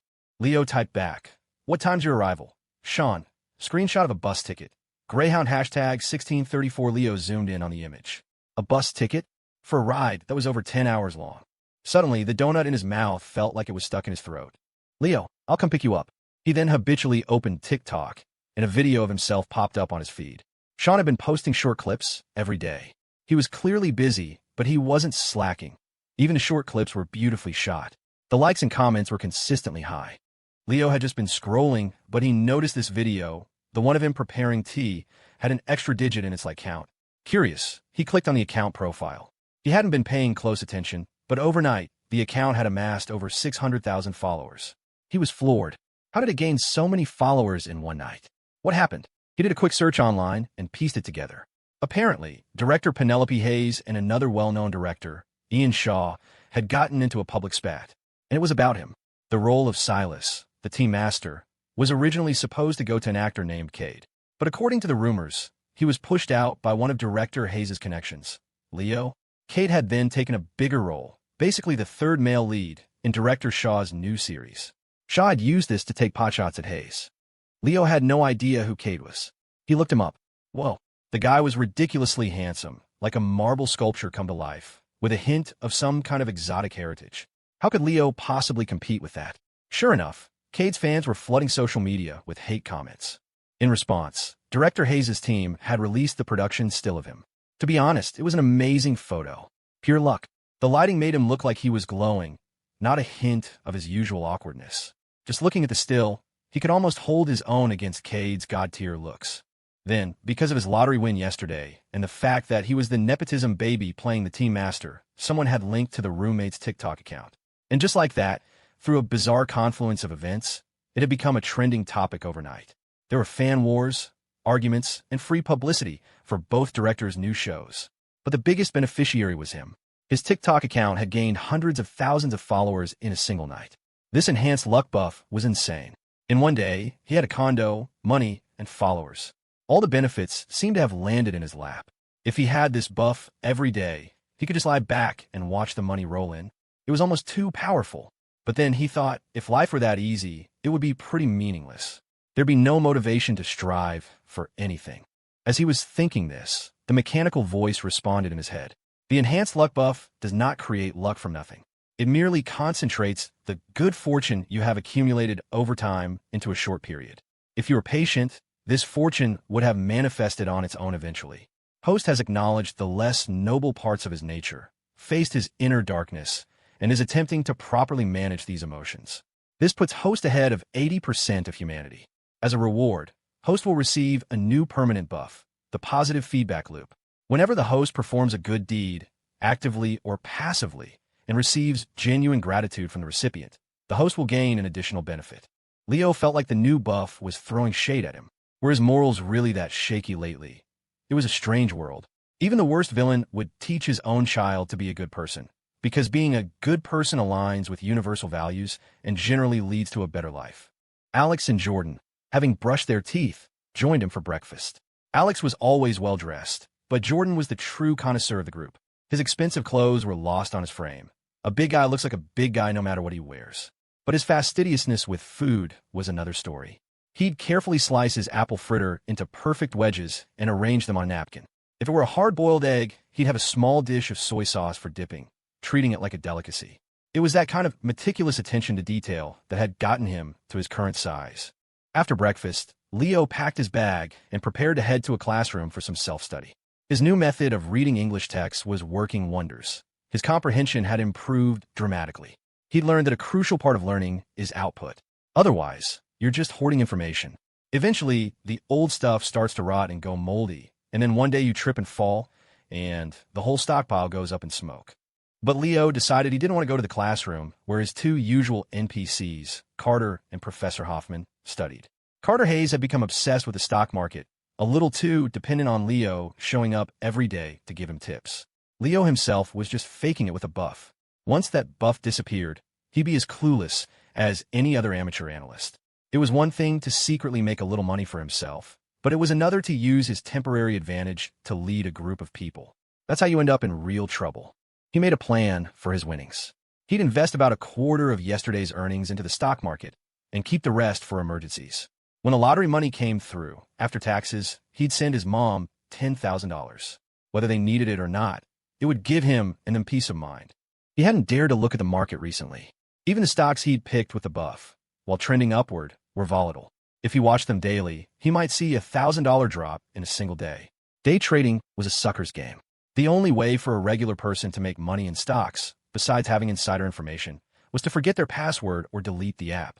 Anyone who watched it every day would eventually give in to the temptation to tinker. Having made a rough plan for his finances, Leo decided to find a new study spot. He deliberately walked to a different building, one farther away, hoping to find a quieter classroom. The math department building was a bit isolated. It would probably be less crowded. He decided to take a shortcut, a small path that wound behind one of the older halls. That's when he stumbled upon the awkward scene. It just goes to show there's a reason your elders tell you not to take shortcuts. It wasn't a couple making out. If it had been, he would have made a mental note to bring Stella here next time. It was Jessica Monroe, the campus beauty from the English department, in a tense standoff with an older man. Before, having heard the rumors about Jessica, Leo might have assumed the man was her sugar daddy, confronting her in a secluded spot. But since his intellect had increased, his greatest improvement wasn't in academics, but in his way of thinking. He used to analyze situations based on feelings and his own biases. His first reaction to anything was usually, "What an idiot." Now he found himself defaulting to logic and reason. Things that once seemed strange or confusing became clear when he broke them down. But if you only ever think with your emotions, your reasoning stays at a middle school level. That's how you get people who say things like, "Putting the facts aside, don't you think you're also to blame?" Previously, seeing Jessica in this situation, Leo's first thought would have been judgmental, colored by the negative rumors. But a logical, rational analysis was simple. A student was being harassed by an older man, and the proper response was to help, not to speculate about her sex life. At the same time, however, logic also told him not to meddle in things that weren't his business. What if it was a domestic dispute? And his new buff reminded him that he only benefited from helping if the person was actually grateful. Helping an ingrate was a waste of time. These thoughts flashed through his mind in an instant. Then he heard the man's angry voice. "I saw the live stream. You were in the background, yelling link in bio or whatever. They all say live streaming makes a ton of money, that you can make 10, 20 grand a month, and the big shots make hundreds of thousands. And you're telling me you're broke? I'm not asking for much.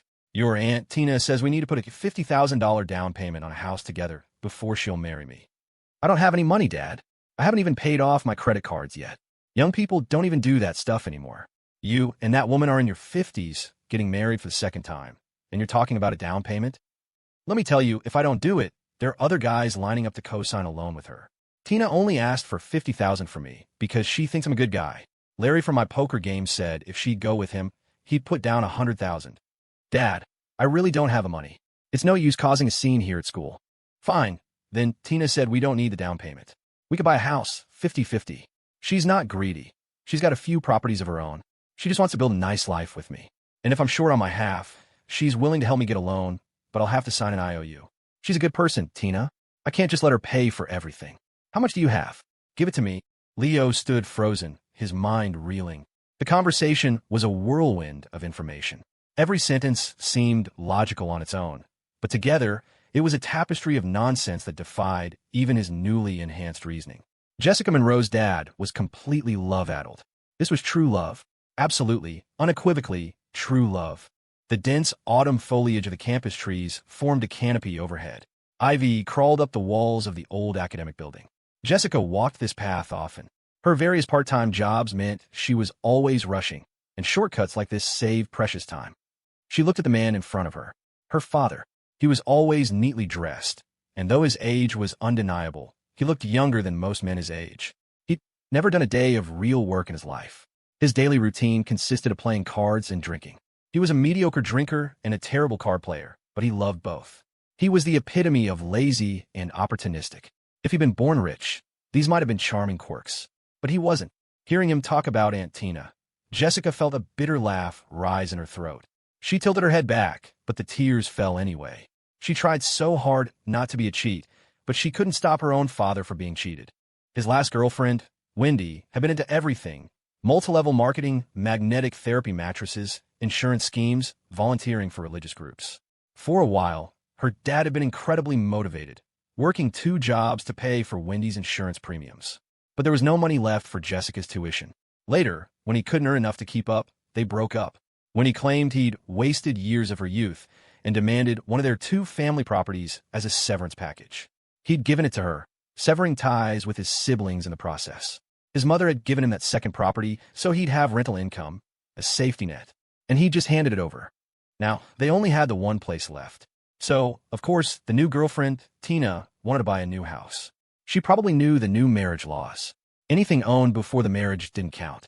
Tina is so hardworking, not like Wendy, her father said. Wendy was a good person, but she was always off volunteering at some temple. When I was sick a while back, Tina took care of everything, brewing me herbal remedies. I'm much better now, all thanks to her. Jessica stared up at the yellow-green leaves. Her father had been sick with kidney stones a few months ago. She knew. She had paid for the surgery. She had paid for the hospital stay and the home care nurse. And now it was all because of Tina's herbal tea. Right? If Tina was brewing you magical herbs, why did you need a nurse? In the hospital, you were complaining about your unfilial daughter who never visited. Where was your precious Tina then? Now that you're out and recovered, Tina brews you tea twice, and suddenly she's the hero. Next time you get sick, why don't you just call her directly? I don't have any money, Jessica said, her voice hollow. No money? How can you have no money? You have money to buy yourself new clothes. Tina's clothes are years old. You should learn from her. She's hardworking and frugal. Forget it. I wasted my time raising an ungrateful brat like you. Her father, seeing her expression, pressed on. If you don't give me the money, I'll just sell our current place. The neighborhood is full of relatives anyway, and your aunt is always bad-mouthing Tina. Just because Tina paints her nails, they have something to say. I'll sell it and buy a house with Tina in a good school district over by the bus station. Her granddaughter needs to enroll soon, and Tina said we'll split it 50-50. She has her own money and property. She's not after mine. If I'm still short after selling the house, she'll help me borrow the rest from a friend. She has a great personality, lots of friends. He seemed a little sheepish about selling their home, so he quickly added, we'll split the cost and we'll split the ownership. We could get it notarized, and if you help out, half of my share will be yours someday. Tina said so herself. She just want me to have a peaceful life, away from all the gossip. I don't have money, Dad. I'm still in school. Who told you live streaming pays well? Tina, don't you dare talk about her like that. She's a decent person. It was her daughter who told me. You told me not to come home for fall break, so I could work. I spent the break standing for 15 hours a day, moving boxes for $150 a day. What kind of money do you think I have from temp work? It's not even enough to pay off your credit card. Jessica kept her gaze fixed on the tree. What else could she say but I don't have money? She didn't know which was the bigger disaster, that he was selling their last home or that he was about to take on more debt. This Tina woman was ambitious. Compared to her, the previous girlfriend seemed almost benevolent. At least she'd only taken the smaller property. This one wanted their current home and wanted him to go into debt. Buying a new house in a good school district. Everyone in the country knew the housing market was tanking, and her father decides now is the time to buy. When she was a kid, there was no school district for her. She took an hour-long bus ride to school every day. Now he was buying a house for someone else's granddaughter. He was probably telling himself it was a great investment, that the value was guaranteed to go up. You don't even work, she thought with a surge of fury. And now, in your old age, you suddenly think you're going to strike it rich. Dad, Have you already picked out the house? We have. It's a pre-owned place. Tina felt bad about me spending too much, so she said we don't need to renovate. We could just move our furniture in. It's not big, just 2 bedrooms, but it's downtown in the right school district. 2 bedrooms? Where am I supposed to stay when I come home? You just said Tina is moving in with her granddaughter. I won't even have a place to sleep, and you're telling me half the house will be mine someday? Which half? Warren Monroe was momentarily stunned. He stammered, "You're only home for a few days a year. You can share with her granddaughter. The girl's still in school. It's too hard for her to commute from far away. And the house will be yours after I'm gone. Why are you so ungrateful? Already eyeing my things before I'm even dead." The accusation seemed to restore his confidence. He remembered something else. Tina is so thoughtful. She's even looking out for your reputation. She doesn't want her own daughter to know she's contributing to the house, because then her daughter will just ask for money. She's doing this because she genuinely wants to build a life with me. We'll tell everyone that you bought the house for us as a gift. Dad, I'm a student. How could I afford to buy you a house? You're selling our home. Isn't that enough for your half? Our place is old and small. Even at 1,000 square feet, it'll only sell for about 60 grand. The place we're looking at is in a great location. It's over 150 grand for 800 square feet. We each need to put in 75. Plus, I have to buy new appliances, of course. I'm the man. I'll get 60 from selling the house, and Tina will help me borrow another 20,000. She'll put in her 75. And since the house is officially a gift from you, you'll be the one taking out the loan. So that was it. Her dad had come to tell her their home was being sold. She no longer had a place to live, and she was now $20,000 in debt. Jessica suddenly hated the fact that she was educated. If she hadn't gone to college, she might have just gone home with a knife and stabbed her foolish father and the unseen Tina. You want to build a life together? Fine, go die together. She hadn't eaten since her early morning shift. There was food in her backpack. Her hand was shaking too violently to get it out. She turned to fumble with the zipper and saw someone rounding the corner of the path, walking toward them. He was wearing a white t-shirt and black sweatpants, carrying a backpack, looking clean and fresh as he approached her. He looked like he'd just come from a run and a shower. His hair was still slightly damp, and his skin had a healthy, post-exercise flush. He was clean-cut, young, 21, maybe 5'9", and handsome.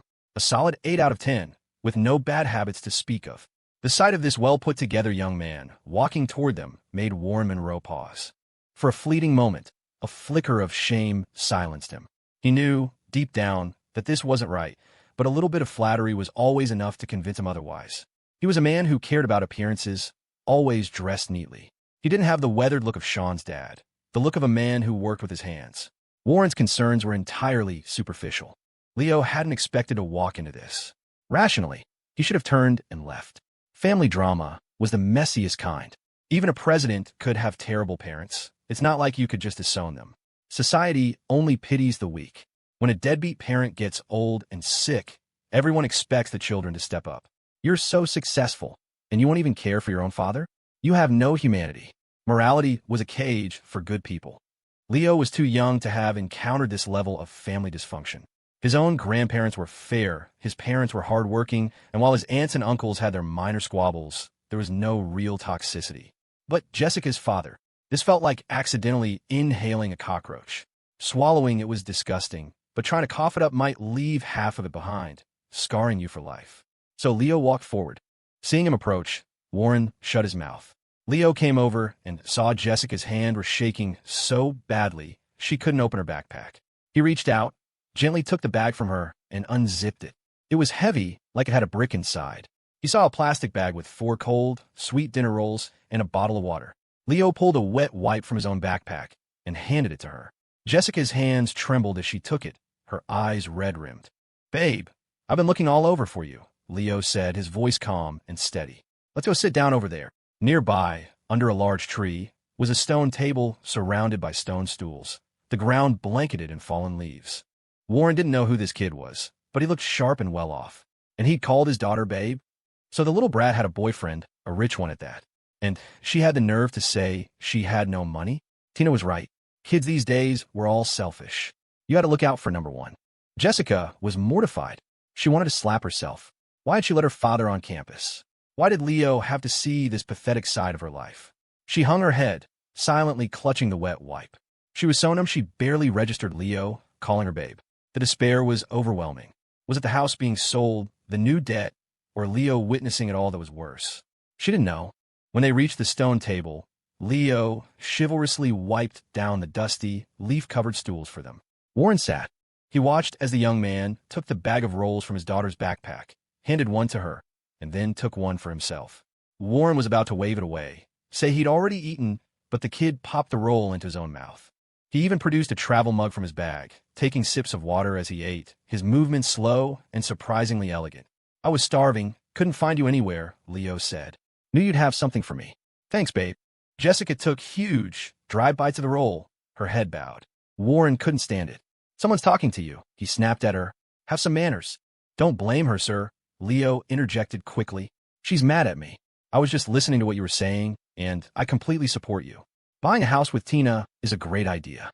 A handsome, youthful guy like you. Tina must be crazy about you to want to build a life together." As Leo spoke, he looked directly at Warren. The older man, who had been sizing him up, found himself warming to the kid. He was handsome, well-dressed, and had a forthright gaze. After a moment, Warren even felt his daughter wasn't good enough for him. She was just like her mother, an ungrateful brat. This kid, though, was sincere. He didn't just like his daughter. He seemed to respect him, too. And he understood. Tina really was a good woman, who loved him for him, not for his money. "Sir, you should help me convince her," Leo continued, his eyes fixed on Warren. "Yesterday, I told her I wanted to buy her a car, and she actually got mad at me." "Ugh, a car." Warren's voice trembled. This kid really was rich. Buying his girlfriend a car while still in school? His daughter had hit the jackpot, and she claimed to be broke. "Yeah, Jessica's a simple girl. She doesn't know much about cars," Warren said, puffing out his chest. "What kind of car were you thinking of buying? How much?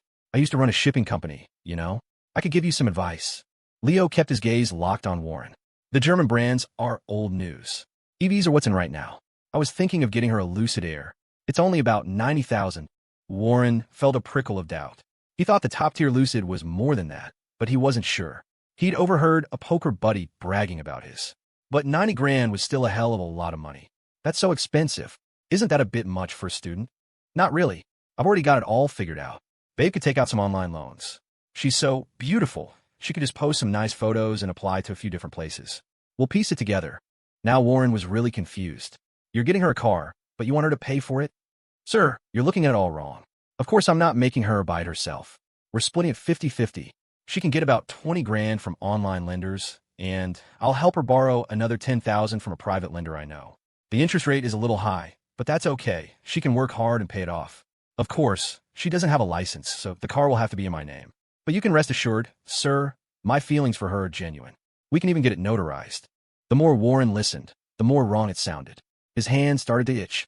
He wanted to hit someone, but the young man's sincere gaze held him in place. Jessica, who had been choking down her roll as if trying to suffocate herself, nearly did choke when she heard Leo's speech. Warren finally processed it. "Wait a minute, a Lucid Air is at least 80 grand. What are you contributing? You're making my daughter pay for the whole thing, calling it a gift, and putting it in your name? Why don't you just rob her?" "Sir, you misunderstand me. You're selling your 1,000-square-foot home to buy an 800-square-foot one in a better school district, but you're still 20,000 short and have to take out a loan. Isn't that the same thing? How come when you do it, it's true love, but when we do it, it's not? My feelings for Babe are even more sincere than Tina's are for you. Last time she worked so hard she got an ulcer, I personally brought her hot water and watched her drink it. I even bought her some herbal supplements. She felt better right away and went back to work." As he spoke, Leo took the water bottle from Jessica's bag and handed it to her. Her shoulders were shaking. She took a sip, forcing the dry roll down her throat. She lifted her head. "Dad, since you're selling the house anyway, and as you can see, my boyfriend wants to buy me a car. I want to be like Tina, an independent, strong woman. We'll split it fair and square. He says the car is 90,000, and part of the house is mine. You're selling it for 60, so just give me 30. I'll take out some online loans for another 15, and we can buy the car together. It won't be in my name, but I trust him. I know he loves me and wouldn't cheat me." Warren was stunned by his daughter's stupidity. She'd gone to college, and she was still falling for a scam like this?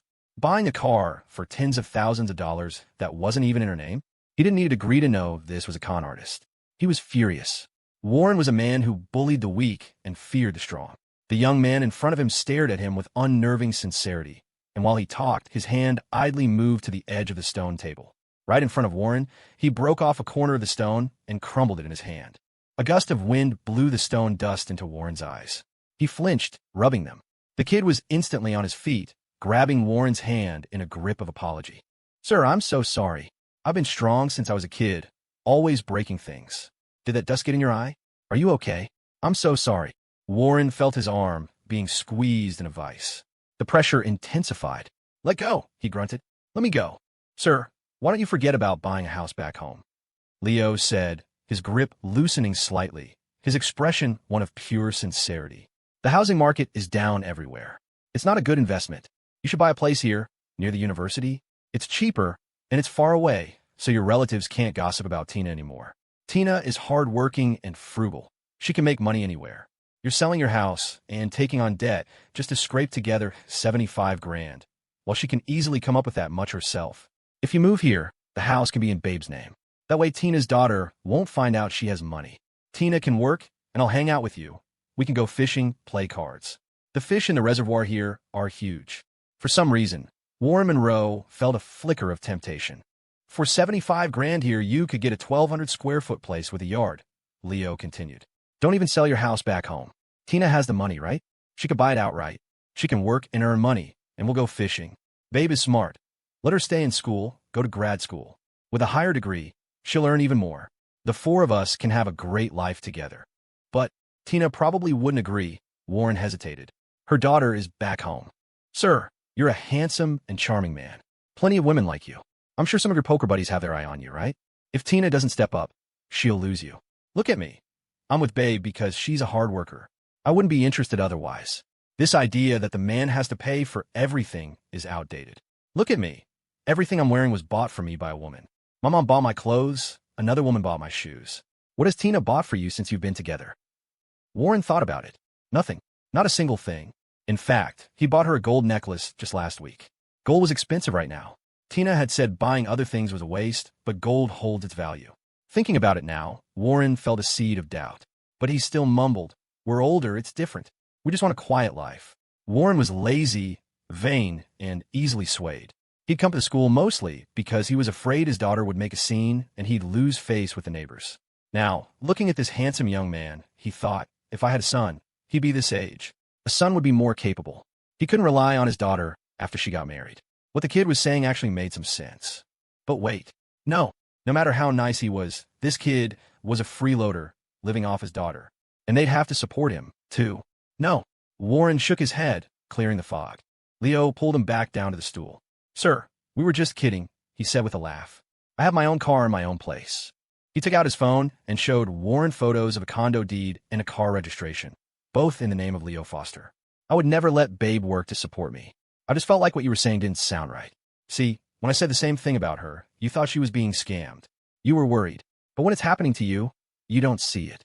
You're too close to the situation. Why don't you go back and test Tina? Ask her if she's willing to come here and buy a house in Babe's name. If she truly loves you for you, she'll agree. If not, then she probably has other motives." Seeing the deed and the registration, Warren was dumbfounded again. The kid really was rich. He knew it from the start, so he was just teasing him. Kids these days. With his wealth confirmed, Warren's respect for him grew, though he still felt a little resentful. "You kids. I'm too old for these games. By the way, sir," Leo added, "Babe is very proud. I know she has credit card debt, and I want to help her pay it off, but she won't let me. She said the card is with you. If you give it to me, I'll clear the balance. They'll just give her a supplementary card from my account. She can use it however she wants, and I'll handle the bill every month." Warren blinked. Was this really happening? He looked at the young man again, saw the sincere, love-filled eyes, and knew, as a man of the world, that this was real. He pulled the card out of his wallet. Someone was offering to pay off a debt. You don't say no. After a whirlwind of emotional manipulation, Leo finally managed to send the thoroughly confused Warren Monroe on his way. On the bus back to the train station, Warren couldn't shake the feeling that something was off. The kid was so persuasive. Everything he said had sounded so believable. It wasn't until he was on the train that he realized. He didn't even buy me lunch. And where was the supplementary card he'd promised his daughter? Jessica walked her father to the bus stop. Leo hadn't dared to look at her the entire time, too embarrassed about calling her Babe. He had focused all his energy on her father. The man was handsome for his age, in a slick, slightly smarmy way. Leo had never encountered a parent like that before. It seemed the man had fewer brains than Leo did before his own intellect stat went up.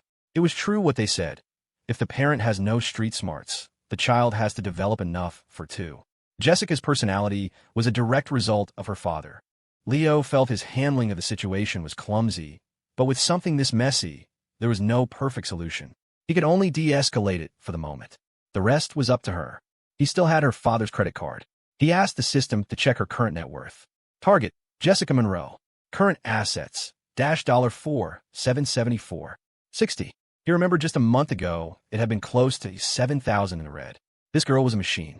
She had earned over $2,000 in a month while being a full-time student. After graduation, she'd be a powerhouse. A person with that kind of drive could do anything if she could just bring herself to be ruthless. Leo thought for a moment and decided to pay it off. He'd already helped her this much. Leaving it half done was pointless.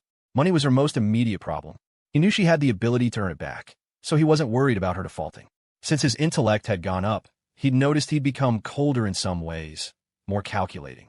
Jessica put her father on the bus. A few minutes later, she received a text notification. It wasn't a purchase alert. Your Bank of America card ending in 0987 has received a payment of $4,774.60 on October. XX from external account. Payer, Leo Foster. Payer account ending in 2089. Your current statement has been paid in full. On the train home, the more Warren Monroe thought about it, the more he felt like he'd been had. The train car was crowded, people all around him scrolling on their phones. He usually avoided using data, but he glanced at the phone of the woman next to him and saw a familiar face. "Excuse me, miss," he said. "What was it you were just watching? Can I see?" The middle-aged woman looked at him. He was clean-cut and not bad-looking, so she held up her phone. There on the screen was the same young man who had just been holding his hand under a tree, telling him he was joking. The young man was preparing tea. "Who is this? A celebrity?" Warren's voice trembled with excitement. The kid hadn't been lying. He really was rich. He was just playing a prank. Warren saw a beautiful future unfurling before him. Fishing, playing cards, living a life of leisure, with Tina by his side. "He's some kind of influencer, I think," the woman said. "Pretty popular lately. I heard he's in a TV show now, too." Her daughter was also a fan. They both liked him. He seemed like a good kid, and he could sing. "He's my daughter's boyfriend," Warren declared proudly. The woman stifled a laugh. Her own daughter claimed every handsome celebrity was her husband. This guy was probably just delusional. Seeing her disbelief, Warren insisted, "I'm serious." He held my hand and called me sir. He calls my daughter babe. To prove it, he decided to video call his daughter and have her send a picture of them together. She answered. Her face was tear-stained, the background a chaotic mess. She must be sad to see him go. He remembered how she used to cry when he dropped her off at school as a little girl. She was a good, filial daughter. "Honey, you never told me Leo was a celebrity," he said, beaming. "Did he give you the supplementary card? I just saw him on someone's phone. What a coincidence." "Ha ha ha. Send me a picture of you two so I can show people." Jessica had been crying ever since the text message arrived. She'd been squatting on the ground, sobbing uncontrollably. She felt like a failure, a disgrace. She didn't want his money, but she needed it. It could have been from anyone else, some fat, old man she wouldn't care. But not him, not Leo. Then her father called. She answered, looking at his smiling face through her tear-blurred vision as he spoke cheerfully. "Did he give you the card? He's a star. Ha ha ha. Send me a photo." Jessica's sobs grew louder. In that moment, she wished she had a knife. She had no right to dream, not with a father like this. She deserved to die for even thinking she could have something good. "Dad, there's no card," she choked out. "You know why I didn't want his help? You just gave him the card anyway. He wanted to help pay it off, so he checked the spending history. He found the hotel charges from when I was with someone else. He broke up with me. He said I lied to him." The smile on Warren Monroe's face slowly froze. He wanted to say she was lying, but she was a wreck, tears and snot streaming down her face. You what? You were always calling me a tramp, just like my mother, weren't you? Well, you were right. I'm that kind of person. And not only did he break up with me, he wants all the money I spent back. It's over $10,000. You help me spend some of that, Dad. Can you sell the house and give me 10 grand?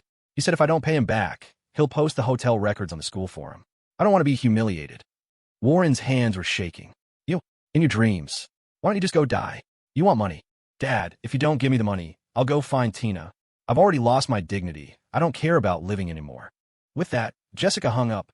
She went to the bathroom and washed her face. Her eyes were still puffy and red.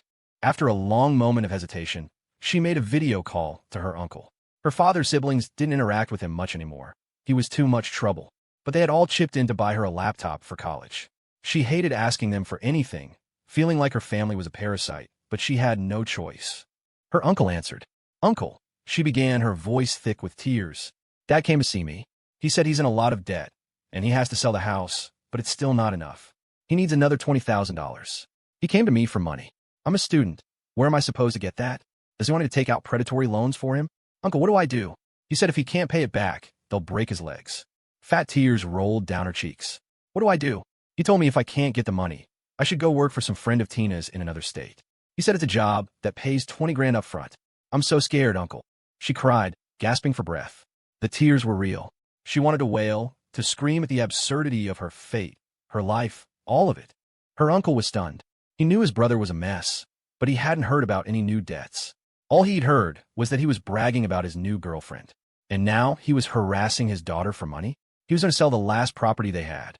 "Jessica, calm down, don't cry," her uncle said firmly. "Don't you give him any money. We'll handle this. You just focus on your classes." She called her other uncle, and then her aunt, crying her way through each call. Afterward, she washed her face again. She called the bank and canceled the credit card. The card she could never seem to pay off was finally gone. On the bus back to campus, she watched the yellowing leaves outside the window. Her reflection stared back, her eyes swollen. She sent him a text. "I will pay back the money you lent me within 6 months, plus 5% interest. Thank you, Leo." At the same moment Leo received the text, the mechanical voice sounded in his head. "Congratulations, host. Your efforts with the Silver Tier single woman, Jessica Monroe, have been successful. Favorability has reached 80. Target has been upgraded from Bronze Tier to Silver Tier. Please continue to work hard, strive for excellence, and climb to new heights. As the target's favorability has reached 80, host may add 1 attribute point." This was the first time a target's tier had increased. Silver Tier. That was impressive. Reading Jessica's text, Leo felt a stir of admiration. Only she would offer to pay interest. 5% was generous. A 3-year CD was only paying a little over 2% these days. And most students wouldn't even think of it. Getting the principal back when you lend someone money is a win in itself. Her favorability had been stubbornly low before, and now it had shot straight to 80. Even if she never paid him back, the attribute point alone made it a worthwhile investment. But thinking about her situation, her awful father, it was suffocating.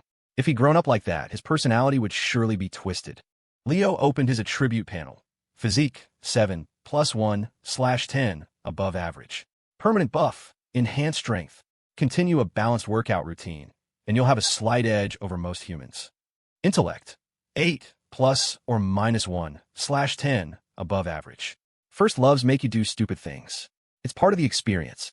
Vibe, 7, ±1/10. Your emotional state is volatile, swinging between high and low. Integrity, 8, -1/10, above average. You are determined to be a responsible man, but life presents many strange temptations that test you, often without you even realizing it. Appearance, 8, ±1/10, temporary, above average. Today you look handsome, full of youthful charm, earnest and brave. Lifespan, 21/59. Life treats all beings equally. Many chase youth, but all will grow old. Learn to face it with peace. The lifespan stat had appeared after his favorability with Shawn broke 90, but the year he'd lost during his bout of depression hadn't come back. He decided to put the new point into physique. He'd worry about lifespan later. Both physique and vibe were at 7, while the others were at 8. That stunt with the stone table had actually hurt his hand a bit. Luckily, the stone was old and weathered. And when he'd gripped her father's arm, it had worked because the man wasn't a manual laborer. Against someone who was, he'd have been outmatched. His own hand was still sore. To deal with scumbags, you needed strength, not just reason. He was going to be on a film set soon. And while director Hayes' sets were known for being professional, the fact that a harmonious work environment was something to be praised meant that most sets were probably a mess. He allocated the point. Physique, 8, +1/10, good. Permanent buff, enhanced strength. Continue a balanced workout routine. In the human world, you're officially one of the strong ones. You might not have a six-pack, but touch your abs and you're in for a surprise. He instantly felt a surge of power, like his posture had improved and his whole body was humming with energy. He tried to study in a new classroom, but after the morning's drama, he couldn't focus. The vibe was off. In his old spot, he could look out the window at the same tree, the same power line. Here, The window just faced a brick wall covered in dead ivy. He used his time dilation buff, but his mind kept wandering back to the absurd, infuriating encounter. He desperately wanted to vent to someone, but it was Jessica's family business. He couldn't just gossip about it. He felt antsy and frustrated. In the end, he got less than 30 minutes of actual studying done. Deciding a workout was the best cure for a troubled mind. He packed his bag. On his way back to the dorm, he got a call from his uncle. "Leo, what are you up to?" "Just finished studying, heading back to my dorm to go for a swim," Leo answered, feeling a comforting warmth at his uncle's familiar, if slightly childish, nickname for him. It was a relief to have normal relatives. Clay Foster had been meaning to call his nephew for a while. He'd taken Leo's stock tip, bought in, and then promptly forgotten about it. His private savings had grown steadily. Then, around fall break, the market went wild. The stock he'd bought shot up, hitting the circuit breaker day after day. When other stocks crashed, his dipped slightly before roaring back up. His secret stash had broken $1 million. He wasn't greedy. He'd heard about a college classmate in finance who had turned $20,000 into $8 million in under a year, but was now in a state of extreme anxiety, afraid to lose it all. $1 million was more than enough for him. So, even though the stock was still climbing, he sold off $600,000, leaving his initial investment. With the profits, he bought his father-in-law a top-of-the-line massage chair, his wife the Chanel bag she'd been admiring for months, and his mother-in-law a $1,000 cashmere scarf. Then he confessed his secret stock trading to his wife, who already knew. He gave her the remaining $500,000, and she took $300,000. In return, his father-in-law pulled some strings and got him a new research grant. The money, when spent, had brought so much goodwill. His wife, Melinda, had then arranged and paid for a full medical checkup for Leo's parents. She'd bought his dad a new electric scooter, and his mom a beautiful cashmere coat. A son's filial piety is one thing, but a daughter-in-law's is what really counts. After all of it, Clay felt he owed his nephew a proper thank you. "I heard you're trying out painting, and even interning on a film set," he said. "That's great. You're young, try everything. If it doesn't work out, you've always got your uncle." After they hung up, Leo saw a notification. His uncle had transferred him $5,000. "Clay Foster, made a little something thanks to you. I know you probably have a lot of expenses. Consider this a thank you fee, or just some pocket money from your uncle." Leo stared at the screen. He'd just spent over $4,000, and now his uncle had sent him $5,000. It was a wonderful feeling. Family. "Leo, thanks, uncle." A giant, goofy kissing lips emoji. Clay Foster. "You punk." Good people are defined by the bad. Without villains, heroes wouldn't seem so heroic. At that moment, Leo felt his uncle was the greatest man in the world. One emoji wasn't enough. He sent several more. The fact that his uncle had the discipline to cash out while the stock was still rising was a sign of true wisdom. 90% of people couldn't do that. Leo knew he couldn't. He grabbed his swim trunks from the dorm and headed to the campus pool. After getting to know the janitor who cleaned it, he felt better about swimming there. It was cleaned, the filtration system was new, and students were generally respectful. Not everyone could have a private pool like Stella. The moment he dove in, the water enveloping him, he felt a sense of release. He let his body go limp, floating in the center of the pool, and the tension melted away. With his new physique stat, he felt like he could swim for hours. When he was finally exhausted, his mind was completely blank, all the negative emotions washed away. He felt like a new man. He took a quick selfie, water dripping from his hair, and sent it to Stella. It was a little bit thirsty, but he thought he looked kind of sexy. Shoulders up, no nipples showing. She'd probably like it. People in love send these kinds of pictures to each other. Stella had been at home for the past 2 days.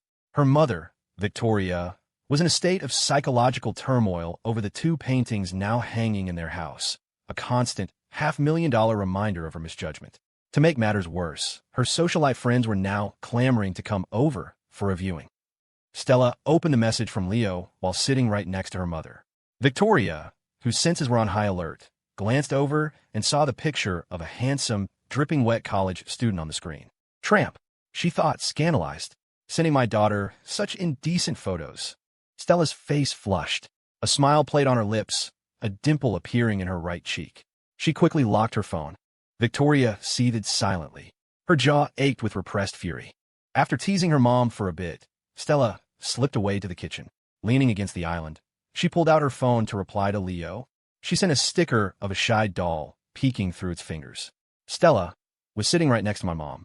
Leo, fresh from his own shower, felt a wave of social death. Surely her mom hadn't seen it? Then again, his own mom was definitely a phone peeker. Well, At least it was a clean photo. Leo, sticker of a bunny, tripping sticker of a blushing strawberry. Stella, sticker of a character laughing with hands on hips. It's fine. She's easy to appease. She talks a big game, but she always comes around. Stella brewed a cup of silver needle tea, her mother's favorite, and brought it to her. She sat on the opposite end of the couch and, to prevent another awkward incident, silenced her notifications. A moment later, she saw a red dot appear on her messages app. She opened it. It was another post-shower selfie from Leo, his hair still dripping, lips red, eyes glistening. A drop of water was tracing a path down his neck. Oh, good grief. She glanced at her mother, who was sipping her tea, oblivious. Under the guise of drinking her own tea, Stella quickly snapped a photo in reply. It was an old one of her blow-drying her hair, but she was wearing a bathrobe. Leo saw the photo and nearly tripped over his own feet. Holy! His face went beet red.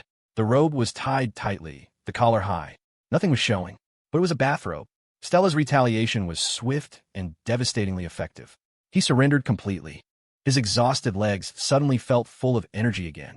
He ran to the cafeteria to pick up lunch for Jordan, who, after one day of hard labor, had rediscovered his profound love for video games. The photo had completely overridden his physical exhaustion. By the time he got back to the dorm and sat down to eat, a deep soreness settled into his bones. His arms felt like lead. While they ate, Jordan was scrolling through the campus forum. "Check this out," he said, annoyed. Someone posted about the English department beauty getting picked up by an old man. Suspected sugar daddy. The pictures are just of her getting into a sedan at the campus gate. If he was her sugar daddy, wouldn't he have a better car than a Toyota Camry? This is obviously a smear campaign. Leo glanced at the screen. "That's her dad," he said awkwardly. Jordan, who usually would have jumped into the comments to argue, just reported the post instead. Fighting with him just gives them more clicks. "I thought you had a big crush on her," Leo said, curious. "Don't you want to help her out? I know she's always short on cash." Jordan looked at him like he was crazy. "No, I admire her work ethic. I respect her hustle. But actually date her? No way. I want to see her succeed, climb to the top, become a star. It's like being a fan, you know? You root for them from a distance. Being in a relationship would just get in the way of my gaming."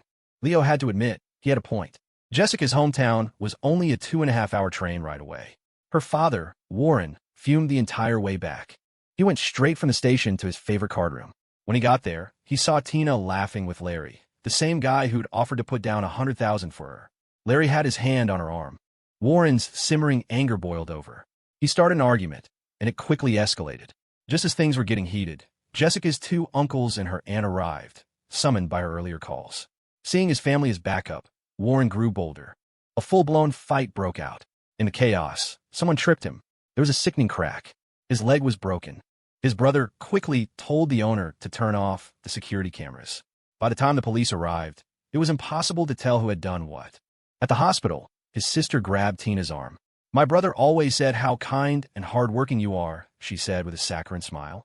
"We'll be counting on you to take care of him during this time." "I have to work," Tina protested. "Don't worry," her sister-in-law said. "My mother will be here to help. He's always been her precious baby boy." That afternoon, Jessica got a call from her aunt. "Your dad had a little accident. Broke his leg. Don't worry, your grandmother and his friend are taking care of him. You just focus on school." Then, her aunt sent her $300. It was, as always, $100 from each of the siblings. For the first time in her adult life, Jessica had disposable income. She stared at the money. What did she do with it? After a long moment, she went to the campus convenience store and bought 2 bags of Lay's potato chips and a bottle of Coke. All she wanted was to spend one quiet afternoon reading a novel and eating junk food in peace. After lunch, Leo took a short rest. He activated his time dilation buff, so what felt like a quick nap was actually nearly 2 hours of deep sleep. He'd been running on pure adrenaline, completely drained. He woke up feeling fully restored, like a teenager who could get wired for days from a single PG-13 photo of his girlfriend in a bathrobe. The afternoon's agenda was painting. Afterwards, he'd walk Moose, then pick up Shawn with the guys. Alex had said he'd be back and could drive. Jordan was coming along too, having been cooped up all day. They'd all go get Shawn and grab a late dinner together. With Shawn gone, the hot water kettle in their dorm room had been collecting dust for days. When Leo arrived at the art studio, Dr. Croft had already been painting for hours. She'd come straight from breakfast. Had she eaten lunch? Probably. She couldn't quite remember, but she wasn't hungry now. She drank what felt like a gallon of herbal medicine every day. Hunger wasn't really an issue. Leo noticed that, for once, Dr. Croft's hair wasn't a chaotic mess. She had it tied back with a colorful striped headband. She wore a grayish-blue striped, long-sleeved shirt and gray sweatpants, the blocky pattern matching her headband. It was a surprisingly stylish look. You never had to worry about an artist's color coordination. Even their messes had a strange, compelling harmony. Honestly, Dr. Croft was a beautiful woman, with the striking features and crisp, charming southern accent that gave her a distinct advantage in the art world. Seeing Leo walk in, she gestured at him. "Lift up your shirt." Leo froze, his face flushing. "What are you thinking about?" she drawled, amused. "I need to see if you have any muscle. It changes how I'd approach a figure study." He hesitantly lifted the hem of his t-shirt. Dr. Croft chuckled. "All that pale skin, what's there to be shy about? You're more delicate than I am." Then she reached out and gave his stomach a light pat. It was solid. She patted it again. Still solid. Damn. Now, it was her turn to blush, and she quickly stepped back. College kids these days were really something else. "All right, let's get to it," she said, turning back to her canvas. Leo started setting up his own station. He was still focused on portraits. But who to paint today? He sat in the studio, the lazy afternoon light filtering in, dappling the rough gray concrete of the windowsill. Outside, the thick trunk of an old tree stood guard. In that quiet moment, an image of Jessica Monroe, the patron saint of side hustles, flashed into his mind. He saw her holding a bottle of water, taking a swig to force down a cold, sweet dinner roll she'd pulled from her backpack. She looked a little worn down, a strand of hair stuck to her cheek. But when she lifted her head, her eyes were blazing. They were red-rimmed, glistening with unshed tears, but they shone with a fierce, stunning light. She'd been voted one of the most beautiful girls in their department, though she wasn't conventionally pretty. Her features weren't perfectly symmetrical, but her gaze had always been extraordinary, ambitious, bright, relentlessly focused. In that moment, he was remembering. However, her gaze had seemed to shatter. It was still bright, but like broken glass, a scattered, brilliant light that promised to draw blood if you touched it. It was a look that had burned itself into his memory. As the image surfaced, his hand moved on its own, charcoal sketching the lines onto the canvas. People usually described eyes as being like stars, or jewels, or the moon. But Jessica's, in that moment, were like shards of glass or splinters of ice. They held a kind of frenzied beauty. He'd never quite gotten her appeal before. Always figuring her popularity was just her mentality. She wasn't someone who held up to close scrutiny. She was just good at styling herself, at playing up her strengths. But in that one instant, he'd felt it. He'd sensed the wildness in her, a beauty that beckoned from the edge of a decadent, ruinous abyss. If you'd smeared a little blood on her hands and face, placed her at a crime scene, she would have been breathtaking. Leo wasn't overthinking it. He was just painting what he saw in his mind's eye. The mottled red brick of the old building, layers of fallen leaves, the bottom ones trampled in mud, the top one still a vibrant yellow and red. The ancient tree blocking the sun, the worn stone table. Her, looking up at something in the distance, her eyes a chaotic storm of love, hate, fury, murderous intent, and defeat, all pulling her apart. And yet, there was a smile on her lips. Recalling the details, he remembered she had, in fact, been smiling. Her skin was pale, her lips a stark red. The smile was almost docile, wild and docile. What color were her eyes when they were swimming in tears? It was like on a school field trip when he was a kid. His teacher had taken them to a canyon with a creek. In the afternoon sun, the water made every stone on the creek bed glitter like a treasure, tempting them to jump in. But once you picked a stone out and let it dry, it was just an ordinary rock, no different from the gravel on the sidewalk. That light, though, it was just like that, shifting, serene, profound, and cold. Leo was completely absorbed, so much so that he didn't notice Dr. Croft had stopped painting to stretch her neck, watching him. Dr. Croft's chronic headache was flaring up. A sharp, localized pain throbbed at a point at the base of her skull. She'd had MRIs for it before. They hadn't solved the headaches, but they had found and removed a benign tumor behind her eye. Chiropractic adjustments and acupuncture offered temporary relief, but after a few days of intense painting, the pain was back with a vengeance. She was starting to understand why the ancient warlord Chow had wanted to execute his physician. The pain was so bad she wanted to execute herself. No doctor could save her, but maybe some artisanal spicy beef jerky could. When she ate it, the heat was enough to make her forget the throbbing in her head. The pain made her tilt her head to the side, stretching the muscles forcefully. She held the awkward pose, looking a bit like a stroke patient, and watched Leo work. And watching him, she became mesmerized. Whoa, she thought, nearly overstretching and giving herself an actual stroke. She quickly straightened her head with an audible crack. A shiver ran down her spine. The sound was loud enough that Leo looked up from his canvas, startled to see her mid-stretch. "Well, now look at you, Dr." Croft said, ignoring the noise. "Where'd you go for lessons? It's like you've had an epiphany. You've finally brought a person to life on the canvas. That look in her eyes. It's got so much soul. This piece is special, kid. You're improving by leaps and bounds. You've got real potential." Leo listened to her string of compliments, then stepped back to look at his own work. He genuinely couldn't believe it had come from his hands. He was starting to understand Dr. Croft's immersive process, the way you tuned out the wind, the sun, the hum of the lights, the entire world, and just listened to the voice in your head, painting the picture you saw inside. And this was the result. Holy crap, it was good. He turned to Dr. Croft with a sincere question. "So if I were to sell this, would anyone actually buy it? And for how much?" She shot the boy a look. He had no heart. Here was this beautiful, haunting portrait of a woman on the verge of breaking, and his first thought was about money. A painting that came from such a deep place should be something you wanted to keep. She rarely sold her own work unless the offer was just too obscene to refuse. "A newcomer's work is tough to sell," she explained. "Art students can sell pieces at fairs for a few hundred, maybe a couple thousand, depending on the size. Getting spotted by a patron is rare, like winning the lottery. You could also try to get it into a gallery show. If your piece hangs in a prestigious exhibit, a buyer might notice it. If you really want to sell this one, you can put in my upcoming show. I'd guess someone would probably pay $20,000 for it." Some collectors love spending that kind of money on pieces that catch their eye, just for the thrill of discovering a hidden gem. 20,000. Leo beamed. 1,000 words of praise didn't hit quite like a price tag. Having come this far, Leo realized he'd forgotten to set up his phone to record. What a waste. He wasn't even sure how he'd created this. It felt unrepeatable. An emotion is sharpest the first time you feel it. The second time, it's already faded. It's like a bar of soap.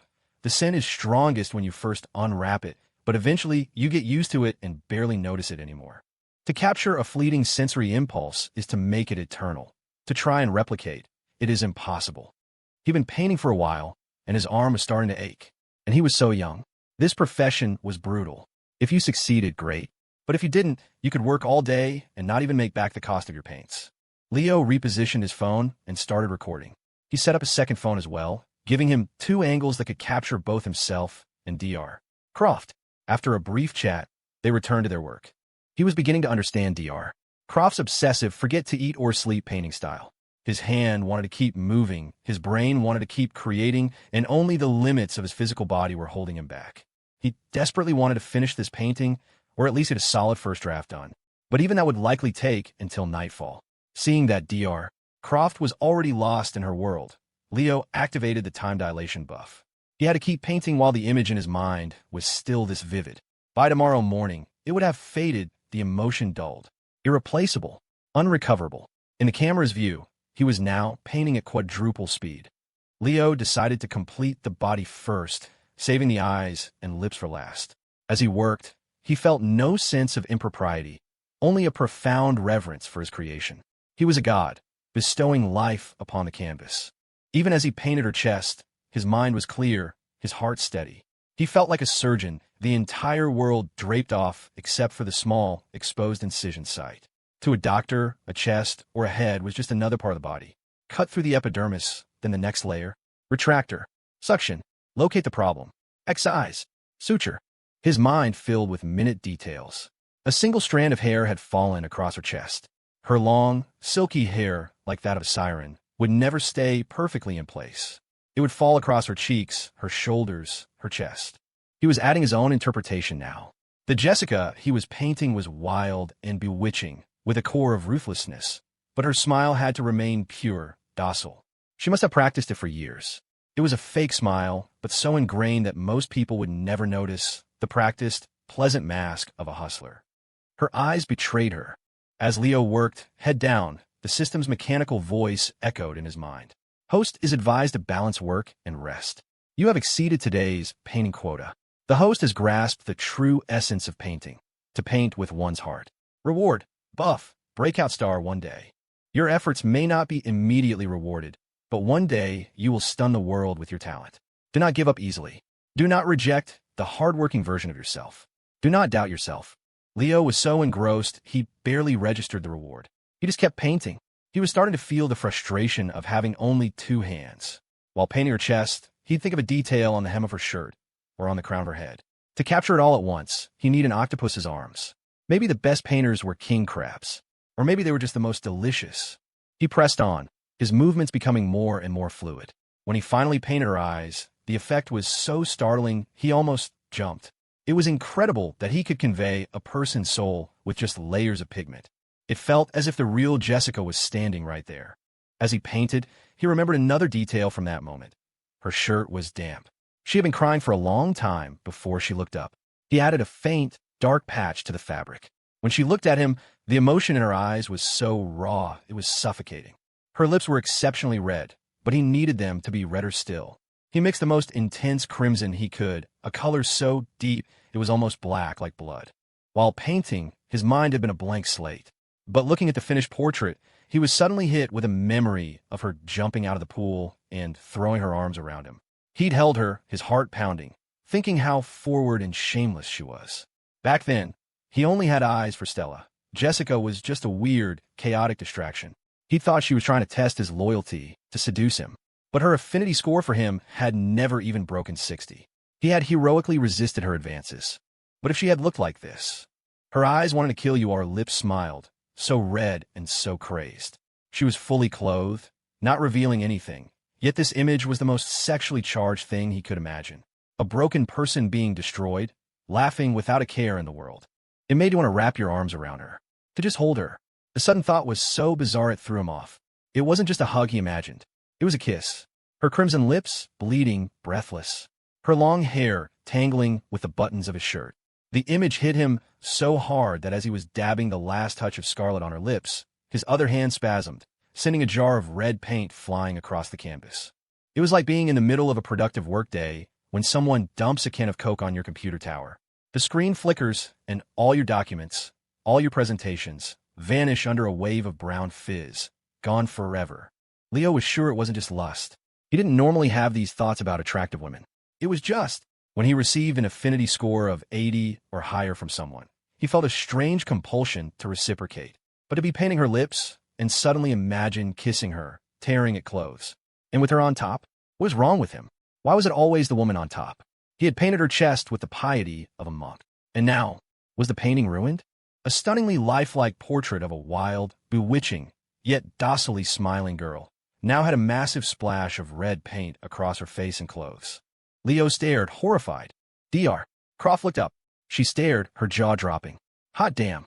I asked you to learn to paint, and you've gone straight to performance art. How did you know that all the truly unhinged painters, after finishing a piece, would just throw a bucket of paint on it? Of course, most of those who did it intentionally just ended up with a mess. But this, the sheer artistic power of this accidental act was off the charts. Before, she thought it might fetch 20 grand. Now, she wouldn't even dare to name a price. A bloody girl needs blood. That final splash was a stroke of divine intervention. This painting, she knew with the certainty of a decades-long career, was going to be a breakout star. A single droplet of red paint trickled down from the corner of the girl's smiling mouth, erasing the last trace of artificiality from her expression. Seeing Leo reach for a cloth to wipe it, Dr. Croft yelled, "Don't touch it. Don't you dare. You hear me? Leave it exactly as it is. Let it dry." Leo thought the painting was ruined. His first instinct was to save it, grabbing a paper towel to see if he could somehow clean it up, though he knew it was probably hopeless. Each layer of paint left its mark. That rich, layered complexity was what gave a painting its soul. But his reaction was as automatic as trying to wipe up a spilled drink. The lesson to clean up your messes had been drilled into him too deeply. Dr. Croft's shout stopped him cold. Luckily, he wasn't one to act rashly. His hand froze, inches from the canvas. "Don't wipe it. It's better this way." Before the paint spilled, it was a painting, she said, her voice filled with awe. After the paint spilled, "It's a work of art. Come over here. Stand where I am and look. You weren't supposed to view a painting up close. A little distance could reveal wonders." Leo moved to where Dr. Croft was standing, and he saw it. Before, he'd thought it was good, special even, but something had been missing. He couldn't put his finger on it. He had painted the scene exactly as he'd imagined it, but his expressive ability had its limits. But now, from this vantage point, the painting, splattered and stained with deep red paint, was breathtakingly beautiful. It had finally achieved that perfect, terrifying balance. Bewitching, crazed, docile, ruthless, and smiling, all at once. Every emotion was flawlessly integrated. The accidental splash of paint looked like slowly drying blood. Not too much, not too little, just right. It looked intentional. But if you tried to do it intentionally, you'd look like an idiot. No one pours soda on their computer just to achieve a beautifully flawed essay. They'd most likely just have a dead computer. Some things required a bit of chance. The accidental splatter had perfectly mimicked the spray of actual blood. If you threw paint on purpose, the force would be different, the landing points and thickness of the paint all wrong. A skilled detective could tell the difference at a crime scene. So could a neurotic artist. It was their job to be sensitive to such things. The accident had perfected the painting. He didn't even need to finish the lips. The smile he'd painted had been a little strange anyway. The stiff, docile, fake smile he remembered from that day. He could inject his own feelings into his work, but he couldn't completely deviate from reality. And the fake smile was real. Opposed, fake smile can look fine at first glance, but compare it to a genuine one, and the difference is stark.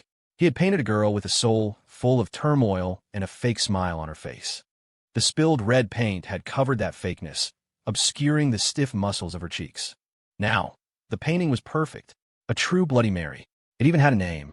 The background was fittingly decrepit, a little path behind an old academic building, a place so gloomy that even couples looking for a place to make out avoided it. She was the only one in the frame, but you could feel the presence of someone else, someone who was having a profound effect on her.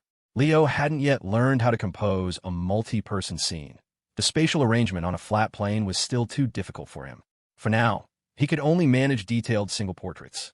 The splattered paint had concealed all the painting's minor weaknesses, even bringing that fake smile to life. The first time Dr. Croft had seen it, she'd estimated some sucker might pay 20 grand for it, expressing emotion that clearly was the mark of a good piece. But now, looking at it again, she knew there would be a lot of suckers lining up to buy it. The price was anyone's guess. This was the kind of painting that could easily be hyped. Anyone with a bit of aesthetic sense would have been impressed by the original. But with the addition of the paint, it would stun the professionals. It was like cilantro.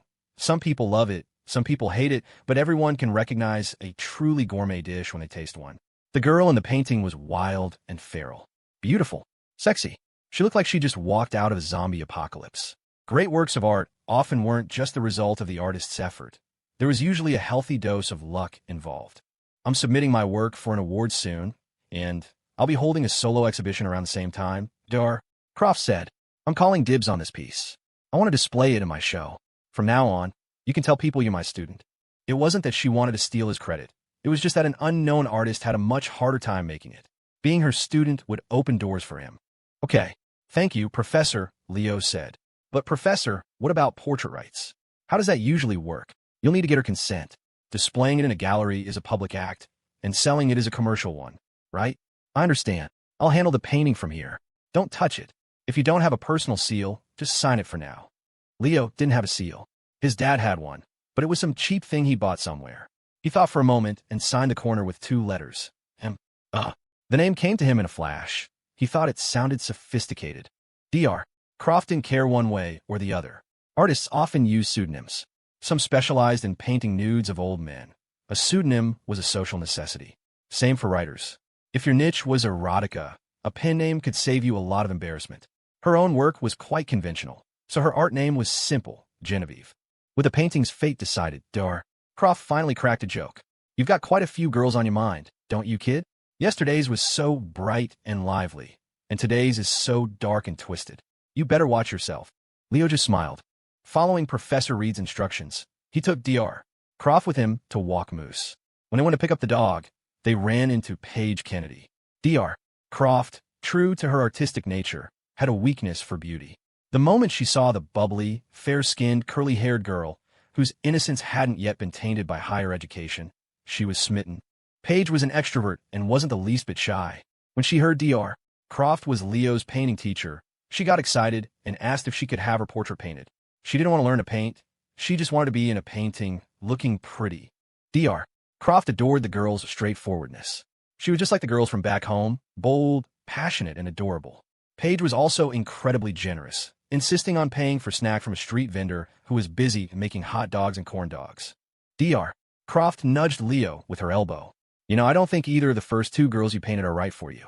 The bright, lively one is too smart for you. you'd never be able to handle her. And you definitely can't handle the crazy, beautiful one. But this one here, she's perfect, fair, sweet, and Jenner. Oh, Leo sighed. Once he got familiar with older women, you realized they had no filter. How could she just say things like that out loud? Professor, please don't joke around. My godmother is her aunt. We're basically cousins. Dr. Croft just rolled her eyes. Boys his age were so stubborn, always deceiving themselves. She could tell in a single glance that this girl had a crush on Leo. Ah, youth. A time for games of I like you, you like her. When you got older, it was just you probably want my money, so get lost. The corn dogs were ready. Paige gave one to Leo and one to Dr. Croft, two to Moose, and kept one for herself. Moose chomped happily on his snack. She chomped happily on hers. Leo could feel Dr. Croft beside him, grinning like a Cheshire cat. Women of a certain age truly had no shame. He saw her smile and knew exactly what she was thinking. Paige was practically bouncing. She was wearing loose-fitting track pants and a tight, cropped athletic top, showing off a sliver of her pale, slender waist. Her wavy hair was tied into two pigtails, and her big, sparkling eyes watched Moose as they ran around together. As evening approached, the clouds drifting across the sky were stained crimson by the setting sun. And as Leo walked with Dr. Croft and Paige, his own innocent worldview was being stained by Dr. Croft's running commentary. He was supposed to be walking Moose. Instead, he found himself watching Dr. Croft guide Paige through a series of model poses, molding and arranging her like a piece of clay. The woman was a menace. It was a crisp autumn evening, with a seemingly endless cascade of golden ginkgo leaves falling to the ground. Paige and Dr. Croft had become fast friends, their connection immediate and effortless. Leo was starting to wonder if Dr. Croft's actual intelligence was a bit on the low side. Or perhaps she was so brilliant that she could put anyone at ease, making them feel happy and relaxed. Paige, Dr. Croft, and Moose were all having a blast. Leo felt like he was walking three creatures instead of one. When they were done, they didn't get dinner together. Leo had to go pick up Shawn, and Dr. Croft had to take her herbal medicine. The corn dog had been a rare indulgence for her. She was supposed to avoid anything greasy or spicy. Paige could only pout and wave goodbye, her expression identical to Moose's. Dr. Croft was completely relaxed. That Paige is just adorable, she said, her tone already affectionate. Next time, I'm going to get her a flight attendant uniform to pose in. Leo winced. Professor, please, take it easy. She sighed dramatically. You don't understand. The only thing keeping me a virtuous woman is my poor health. If I had my strength, not a single one of those pretty boys at the clubs would escape my grasp. I have to feel up all their abs. The girls, too. I'd have to give them all a pat. So soft. It's this broken-down body of mine that forces me to be a model citizen. And then I finally meet a cute girl like that. It was true, he thought. Anyone who dabbled in the arts seemed prone to dabbling in other things, too. Artists feared stagnation. They needed constant mental stimulation, a rich inner world to fuel their imaginations. A stable, unchanging life rarely produced great art. Tumultuous times bred classics, because emotions ran higher. You were fighting for freedom, for your country, for humanity. Your very soul was trembling. It was harder to find that kind of inspiration in peacetime, where every day emotions lacked that epic scope. Since becoming a dean, she'd produced less work. Life was comfortable, she had plenty of admirers, and she wanted for nothing. It was hard to create something that truly satisfied her. This long sabbatical was a chance for her to reflect on her future. She didn't know if she should resign her position to focus on her art. But her sister, Professor Reed, had advised against it. Professor Reed had seen how she lost herself in her work. If she didn't have a 9-to-5 job to ground her, she'd probably burn out and not live very long. A steady job meant less inspiration, but a longer life. A workhorse always lives longer, unless it loses the will to live. Well, she thought, one step at a time. Just go where life takes you. As long as you still have choices, you're happy. Dr. Croft's mood shifted quickly. She felt like Leo was her lucky star. When they first met, it was just an artist appreciation for a handsome young man. But now, she'd grown genuinely fond of him. Not in a romantic way, but in the same way Professor Reed felt, that he was a good kid worth investing in.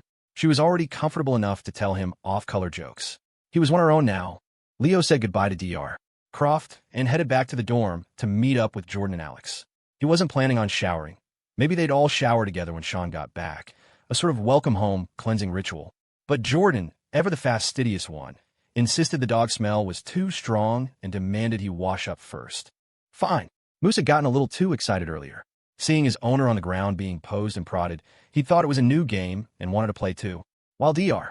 Croft had been fussing over her darling Paige, Leo had been wrestling with his shaggy dog. He was covered in fur. He took a quick combat shower and changed. Just as he finished, Alex pulled up. He was driving Leo's new car. The plates were already taken care of. Leo was starting to realize that he was becoming surprisingly resourceful.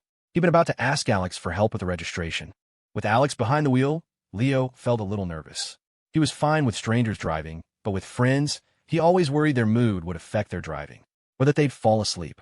They made it out of the campus gates without incident, though the crowds of students made him anxious. The last thing he wanted was to run someone over. Leo sat in the passenger seat, helping with navigation. From his vantage point, every person on the sidewalk seemed dangerously close, and he instinctively leaned away from the window. When a large truck pulled up alongside them, he tensed up, his foot instinctively pressing a phantom brake pedal on the floor. Alex noticed his anxiety and chuckled. "It's okay, man. I've actually driven before. I'm pretty good at it. Don't be nervous." From the back seat, Jordan piped up, "Maybe Leo should sit back here with me. I get nervous too, but in the back, I can just play on my phone and pretend I don't see anything. If something happens, well, that's fate." "It's not that bad," Leo said, exasperated. "Just a little on edge. Last time, they just driven on campus. This time, they were heading into the city." Alex was actually a smooth driver, braking gently and carrying on a conversation with ease. "You guys ever heard of the North-South divide in prisons?" Leo's mind went to Game of Thrones. "I have," Jordan said.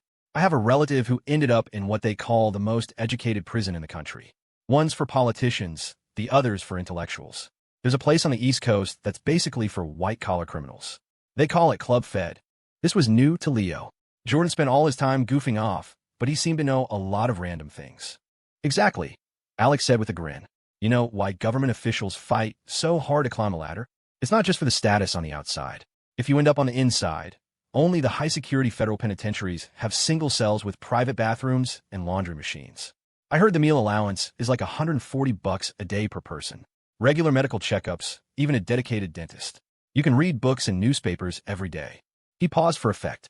"If you don't work hard, even your prison sentence will be second-rate. You gotta climb the ladder just to get a private cell." Jordan laughed. "Well, we'll never have a chance to get into a place like that. But you might, Alex. You should aim high." "Thanks for the vote of confidence," Alex deadpanned. "The minimum requirement for a spot in one of those places is a cabinet-level position. At my current starting point, I need a miracle to get there. My dad, on the other hand, if he keeps at it, he might have a shot at retiring there." Leo was speechless. He was getting a real education today. The career goals of a political dynasty were truly something else. Life really does begin at 40. Until then, you're just doing research. Carl Jung. He was on the bus, getting closer, almost back to the city where he went to school.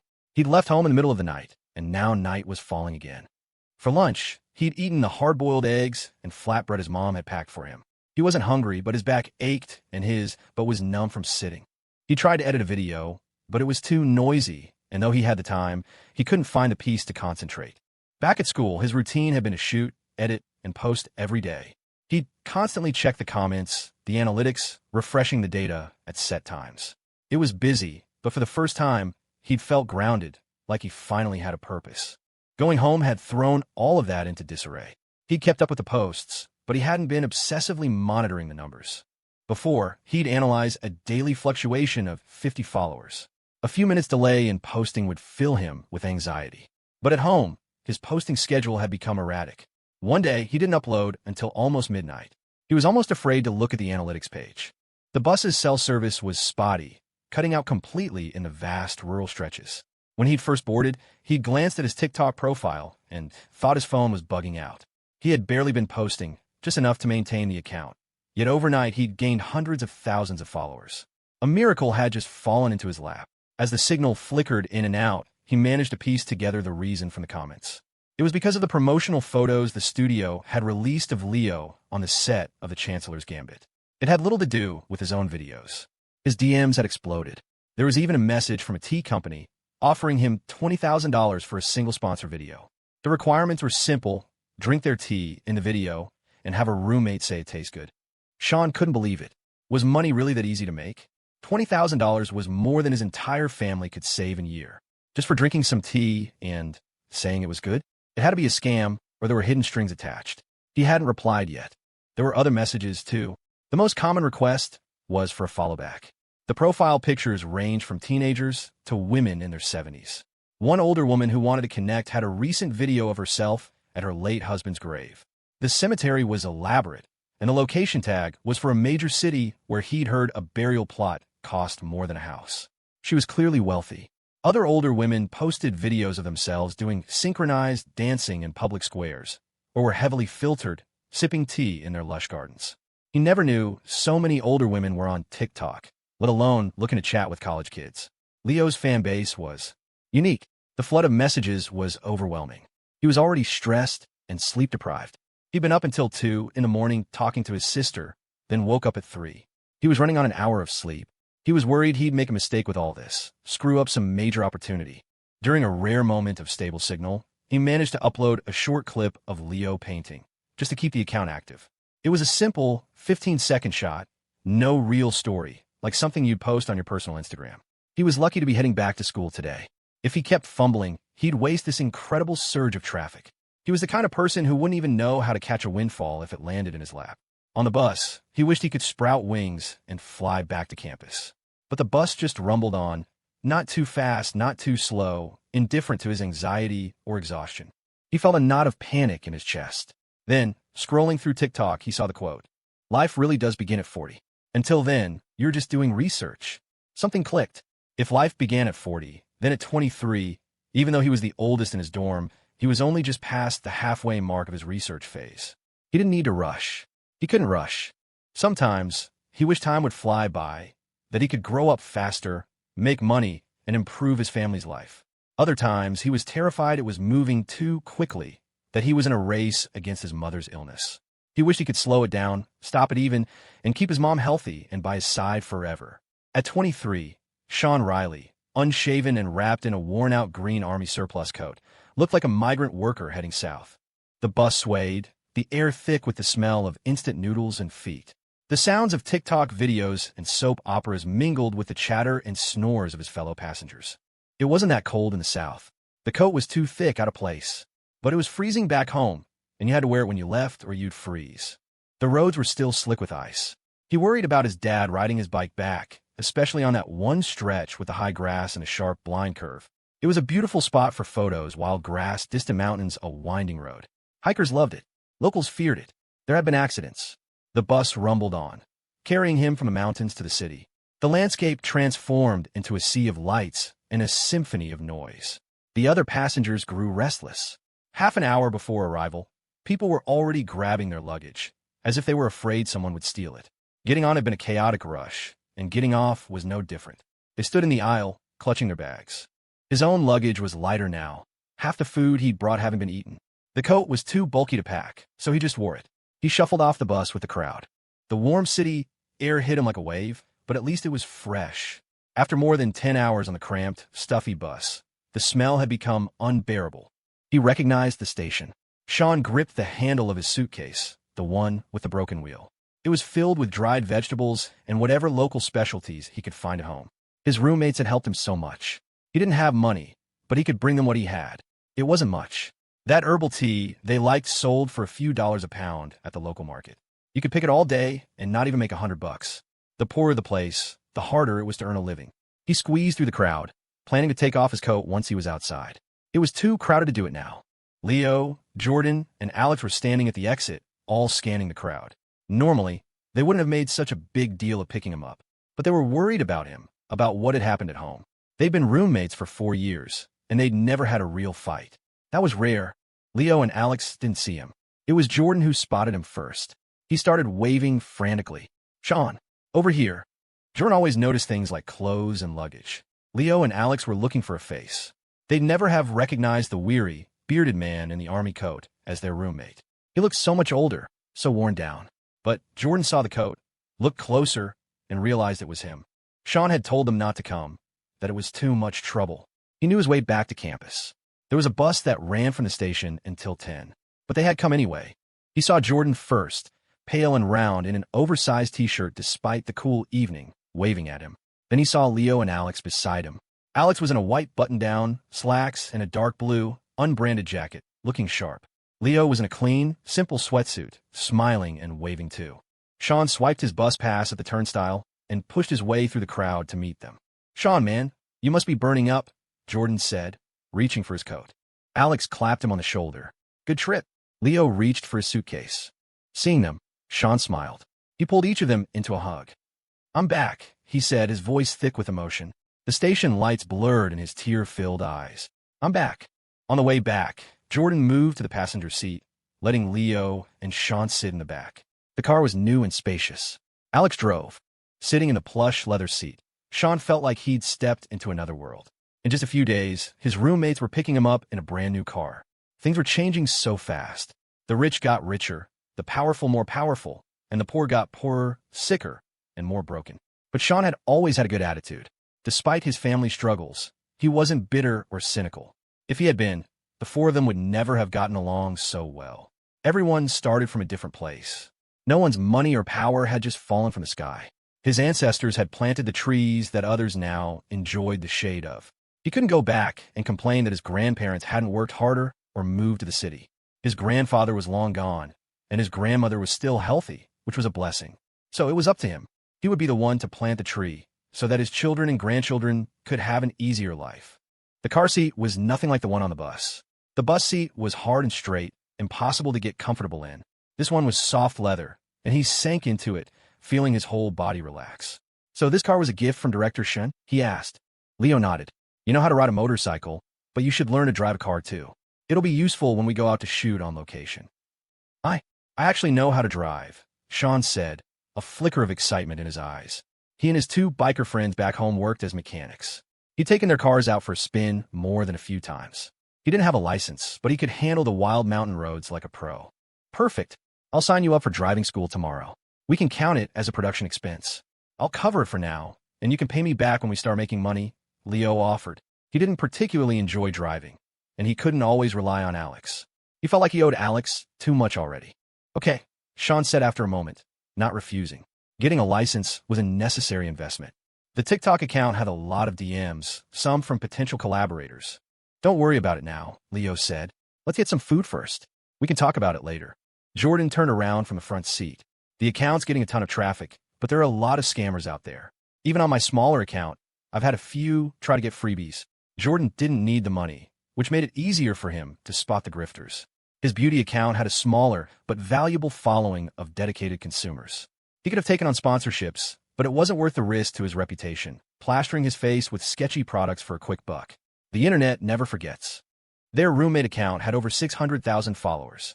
If they wanted to cash in quick, they could go live and beg for donations or sell cheap junk. But the smarter move was to keep growing their audience. 600,000 was still relatively small on TikTok. Going live now would be like killing the goose before it even laid a golden egg. "Yeah, I know. We can't be hasty," Shawn said, feeling a surge of motivation despite his exhaustion. "I've got plenty of time now. We can do this right." The guys were relieved to see his spirits were still high. He looked worn out, but the fire was still in his eyes. The worst thing you can do is give up on yourself. Then, no one can help you. It was like Leo at the beginning of his senior year, drifting, lost, just waiting for graduation. In that state of mind, no one could have helped him. He had to want to help himself first. Shawn had been through a lot, but he hadn't lost his drive. That was a good sign. "Everything's okay at home," he said. "My parents wanted me to thank you guys. I brought you some beef jerky and some of that herbal tea." Alex, who was driving, chimed in. "That's great. I sent my mom the pictures we took, and she saw the tea. She said that stuff from your part of the country is really good. If you have any extra, I'd love to send some to her for my grandparents." "Yeah, of course. I brought plenty," Shawn said, happy to be able to contribute something. "I'm not into the whole herbal tea thing, but your beef jerky is the real deal," Jordan said. "And those pickled greens are amazing," Leo added, his mouth almost watering at the memory. "The broth we made with them was perfectly sour. I brought some of those too. My sister knew you liked them, so she opened a fresh jar for me before I left." "How's your sister doing? Is all this going to affect her studies?" "She's a senior, right?" Leo asked. "She's smarter than me, braver than me, and more stubborn than me," Shawn said. "My mom will have to go into the city for dialysis twice a week. But they're supposed to be getting a dialysis machine at the county hospital soon, so she won't have to travel as far. The rent is cheaper there, and my sister can keep an eye on her. My dad will probably go work in the state capital. He picked up some night shifts at the hospital while my mom was there, and the pay was pretty good. They liked his work ethic, so he's thinking of doing that full time. Listening to him, the guys felt a pang of sympathy, but they were also relieved. It was better than the alternative, a family drowning in tears and despair. Everyone had a role to play, and life would go on. Well, that's good, Alex concluded. There's always a way forward. Things will get better. They chatted all the way back to the student strip, as if Shawn had never been gone. They were all starving and headed straight for Lucky's. Leo insisted on paying. He won the lottery, after all. No one argued. He was the rich one in the dorm now. Even Alex, the son of a government official, didn't have that kind of cash on hand. Jordan could probably pull together $10,000, but any more than that would require a formal request to his parents. Shawn had heard about Leo's lottery win in their group chat. He was happy for him, not jealous. It was pure luck. Jordan had been standing right next to him and hadn't won a thing. Leo knew it was the luck buff, so he didn't gloat. To Alex, this looked like remarkable composure. He realized he'd underestimated Leo, judging him too superficially. The guy wins a huge prize and doesn't get arrogant or brag about it. And Leo's family wasn't particularly wealthy. Alex knew he wouldn't have been able to stay so cool. He tended to wear his emotions on his sleeve. He'd even told his roommates about his dad's potential promotion before it was official, a rookie mistake.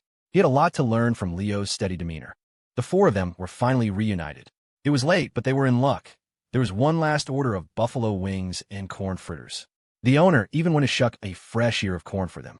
They skipped the beer and drank the free iced tea from the dispenser, the cheapest kind, with coarse leaves that sometimes clogged the spout. But it had been a while, and the familiar, slightly bitter taste was comforting. The rice was a bit sticky, scraped from the bottom of the warmer, but it was filling. The others had 2 bowls each. Shawn, ravenous, had 3, cleaning out the entire pot.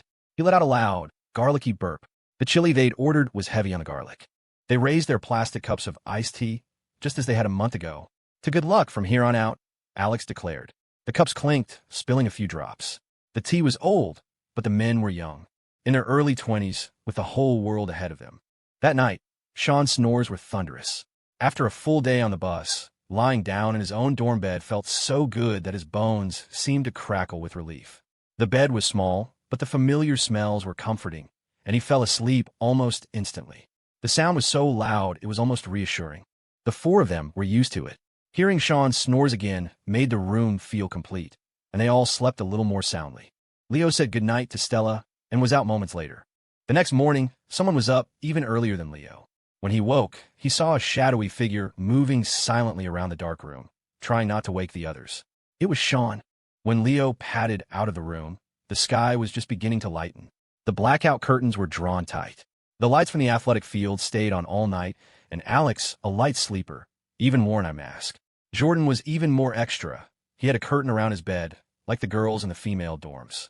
He'd gotten endless grief for it when he first installed it, earning him the nickname Joanna. Leo went to the bathroom to wash up. Shawn was already there, sitting on a bench and scrolling through his phone. "Morning," Leo mumbled through a yawn. "Morning." Shawn was bright-eyed and full of energy. He'd slept soundly through the night, a deep, uninterrupted sleep. At home, every little sound had woken him up. He'd lie awake, worrying about his mom, only falling back asleep after he heard her safely return to bed. This was the first full night's sleep he'd had in weeks. Seeing Leo, he stood up. "Hey, it's been a while since I filmed you. Mind if I follow you around today?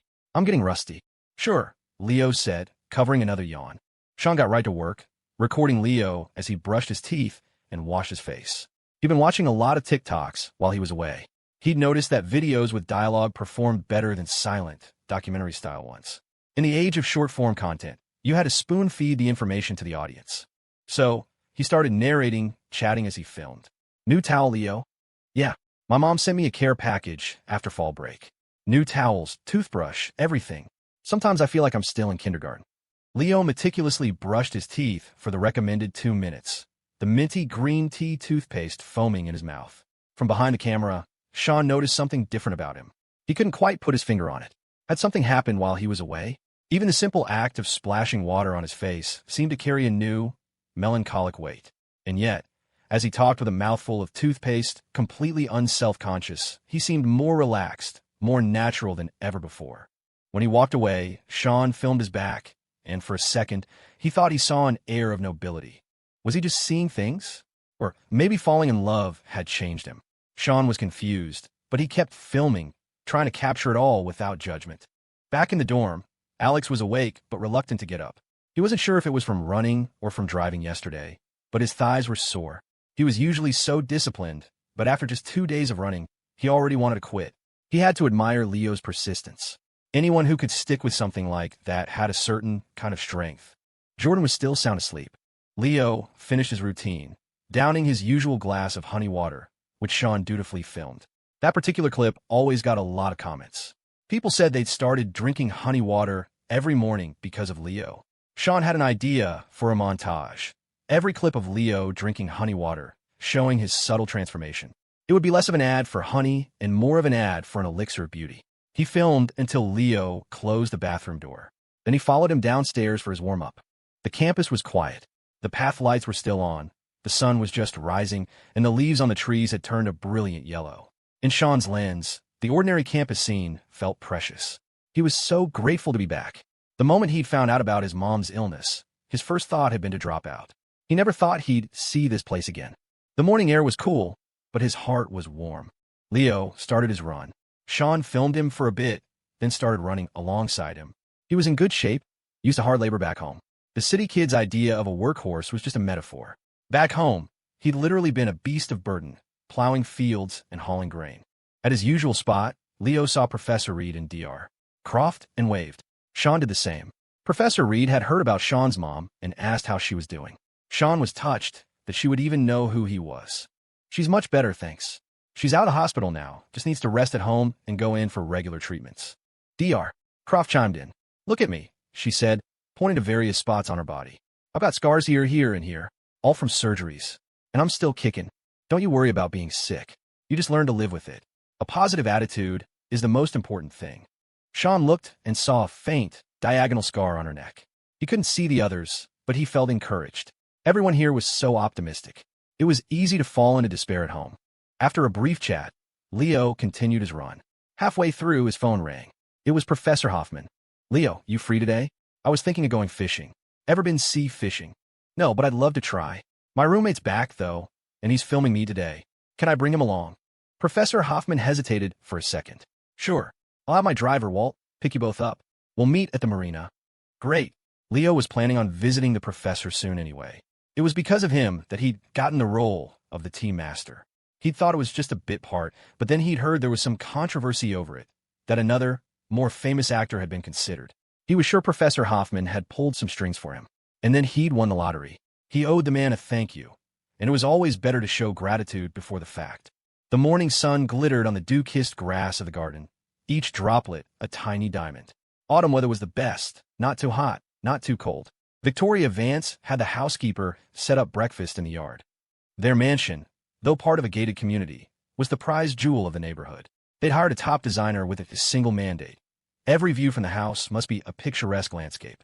The yard was a carefully constructed forest, with artificial hills and mature trees obscuring the outer walls. They'd even donated trees to the community to enhance the view. From the yard, you felt like you were in a secluded woodland. A corner of a neighboring house was visible from one angle, so they planted a massive tree to block it. The design philosophy was to be one with nature from every angle. Of course, this was a curated version of nature. The entire yard was equipped with a hidden, scent-based insect repellent system. Humans love the idea of nature more than the reality. They love the beauty, not the bugs, rats, and flies that come with it. It wasn't just Victoria being fussy. When Stella had started school here, Victoria had followed her. Richard Vance, worried his wife would be bored, encouraged her to take on a project. The mansion was the result. Richard had come home last night, exhausted from his business trip. He was happy to see his wife and daughter, but his expression soured when he saw the two identical paintings. He was starting to understand his wife's frustration. As someone with no artistic inclination, even Richard could see that the paintings were good. He couldn't make sense of abstract art, but he could recognize a human face. To capture a person with such vitality was undeniably skillful. But the subject was the little punk his daughter liked. Honestly, his first thought was that his daughter had decent taste. The boy was easy on the eyes, with a straightforward gaze. But that was his only thought. This kid was trying to steal his daughter. Why would he waste another second looking at him? He turned his attention to consoling his wife. Stella, curious about her father's reaction, listened in. First, don't worry about the money. he told Victoria. I make so much of it precisely, so you don't have to. You give your friends expensive gifts all the time. It's normal. What's the point of having money if you don't spend it? Second, the future is uncertain. Worrying about it now is a waste of energy. People get divorced even after they're married. This is just her first relationship. Let her experience it. She'll never grow up if she's always under our wing. A quick romance, a quick breakup, it's how you learn. It's hard, but eventually you have to let go. That was all Stella heard. Her father was a decisive man. Her mother might complain, but in the end, she would always come around. Her father, on the other hand, never said no, but his disapproval was clear. She had been curious about his opinion of Leo, but he didn't have one. He simply didn't care. It didn't surprise her. A businessman never commits until the deal is done. He was treating her relationship like one of her whims, like buying a new car or a handbag. As long as she liked it, she could have it. His nonchalance was more disheartening than outright disapproval. It made her feel like the thing that was so important to her was trivial to him. She finished her breakfast in silence and headed back to school. As she was leaving, her father transferred another sum of money into her account. After she left, Richard finished his own breakfast and got ready to leave. I might be out on the water today, so I'll be back late, he told Victoria. Don't wait for me for lunch. You should invite your friends over to see the paintings. Victoria sighed. Every time she thought something was a major crisis, her husband treated it like a minor inconvenience. It made her feel so foolish. She had already invited her friends, including the artist herself. Might as well get it over with. Once a secret is out, there's no point in hiding it anymore. Leo had been doing some research on sea fishing ever since he got the buff.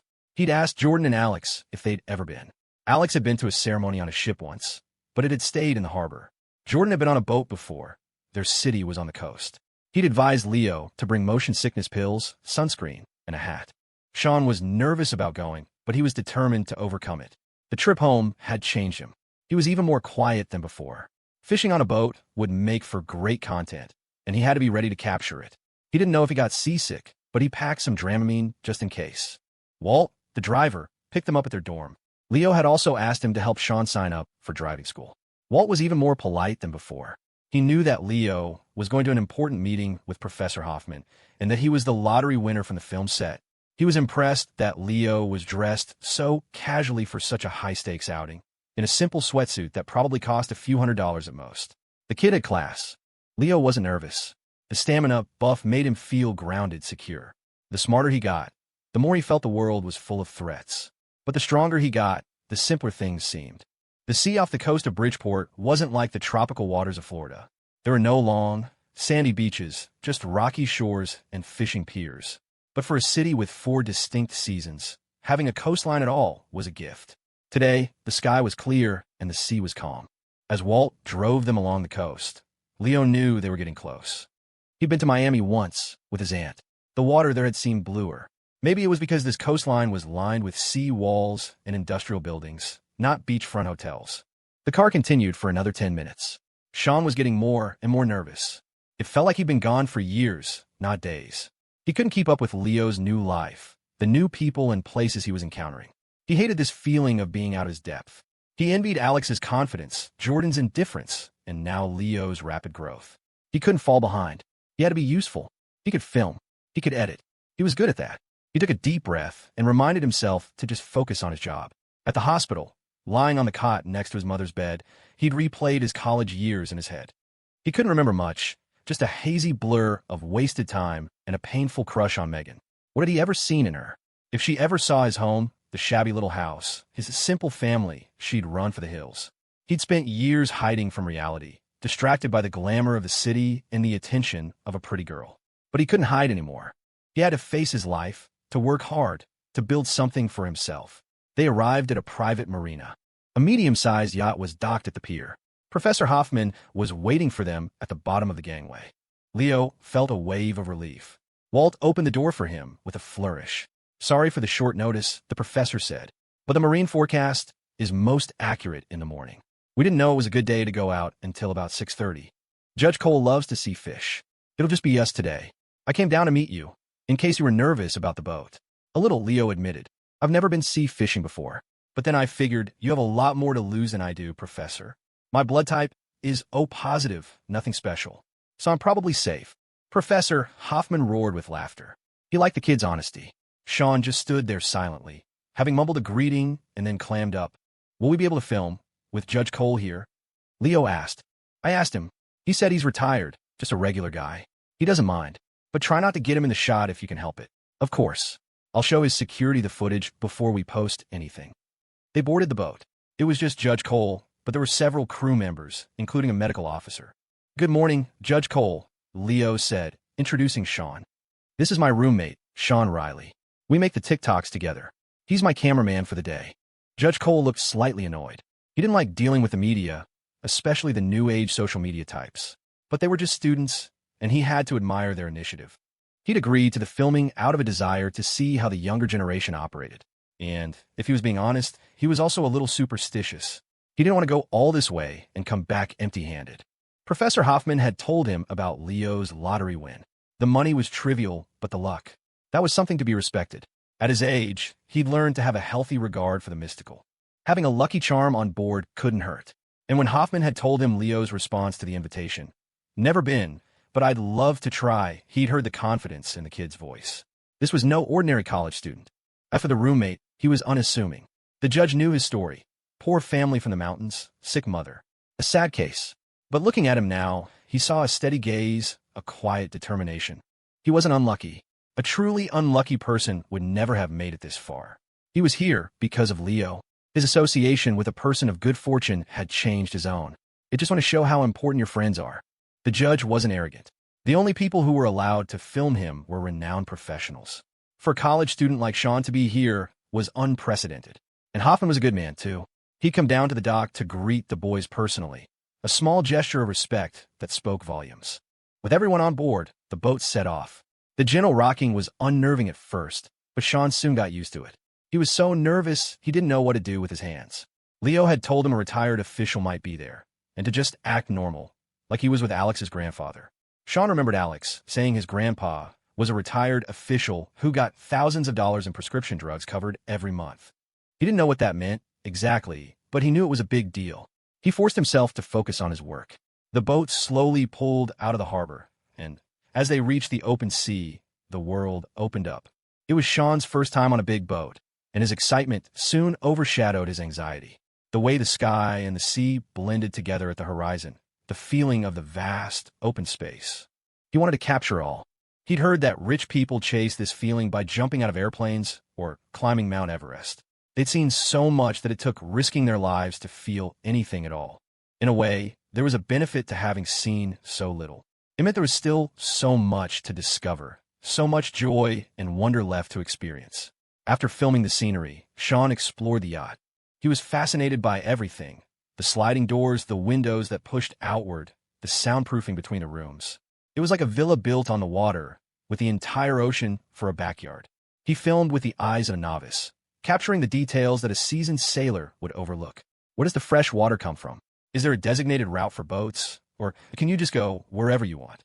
These were the questions that would resonate with his audience, the majority of whom had never set foot on a yacht. It was like going to Starbucks for the first time, nervously ordering a coffee, and being startled when the barista asked for your name.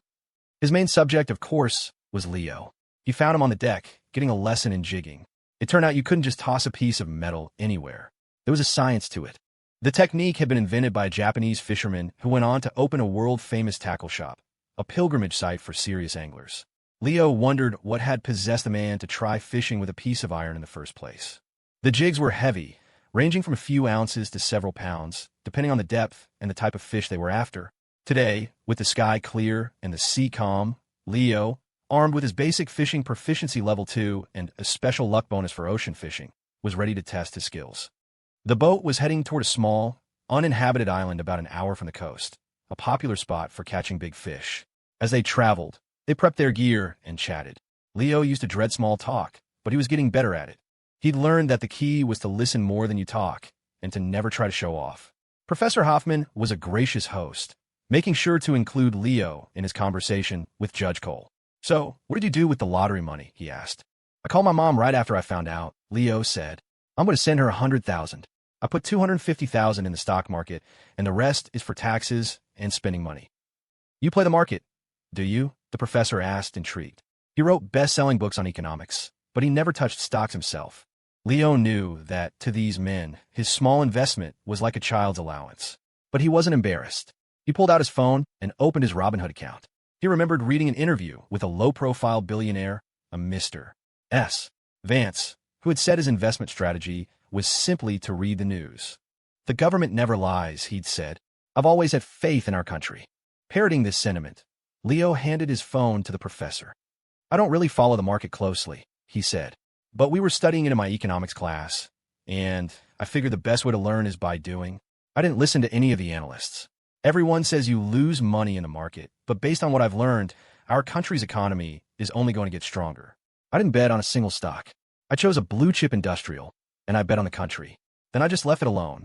Judge Cole, who had been listening quietly, was impressed. He'd heard countless stories of people getting rich quick or losing all in the market. His own younger relatives were always chasing inside tips and expert analyses. But he'd never heard a young man in his 20s talk about investing in the nation's destiny. This wasn't speculation. It was long-term vision. Professor Hoffman looked at the phone. "Well, I'll be damned. You really just picked one at random." Before the fall break, there had been a bull run, and people were going crazy, talking about selling their houses to buy stocks. This unassuming kid had gotten in right before that. The app showed his portfolio's performance. He'd started with an initial investment of $50,000, and his profits had already surpassed that. And yesterday, he'd put in another $250,000, catching the stock at a low point. His total earnings were already in the six figures. This kid's luck was off the charts. Leo didn't mention that his 24-hour luck buff had been active at the time. The phone was passed to Judge Cole. He was in his 70s, 50 years Leo's senior, but he was tech-savvy. The screen was a sea of green. He was starting to understand the allure of the stock market. "You say you're not selling," the judge said, handing the phone back. "So what's your target price?" "I'm planning to sell when it hits 200, Leo said calmly. "It could probably go higher, but even a rising tide has to recede for a bit. 200 seems like a good point to take a break." The judge smiled. "You're a confident young man." He laughed, a deep, rumbling sound. "I have to tell my old friends about this. Even if we don't catch a single fish today, this trip has already been a success."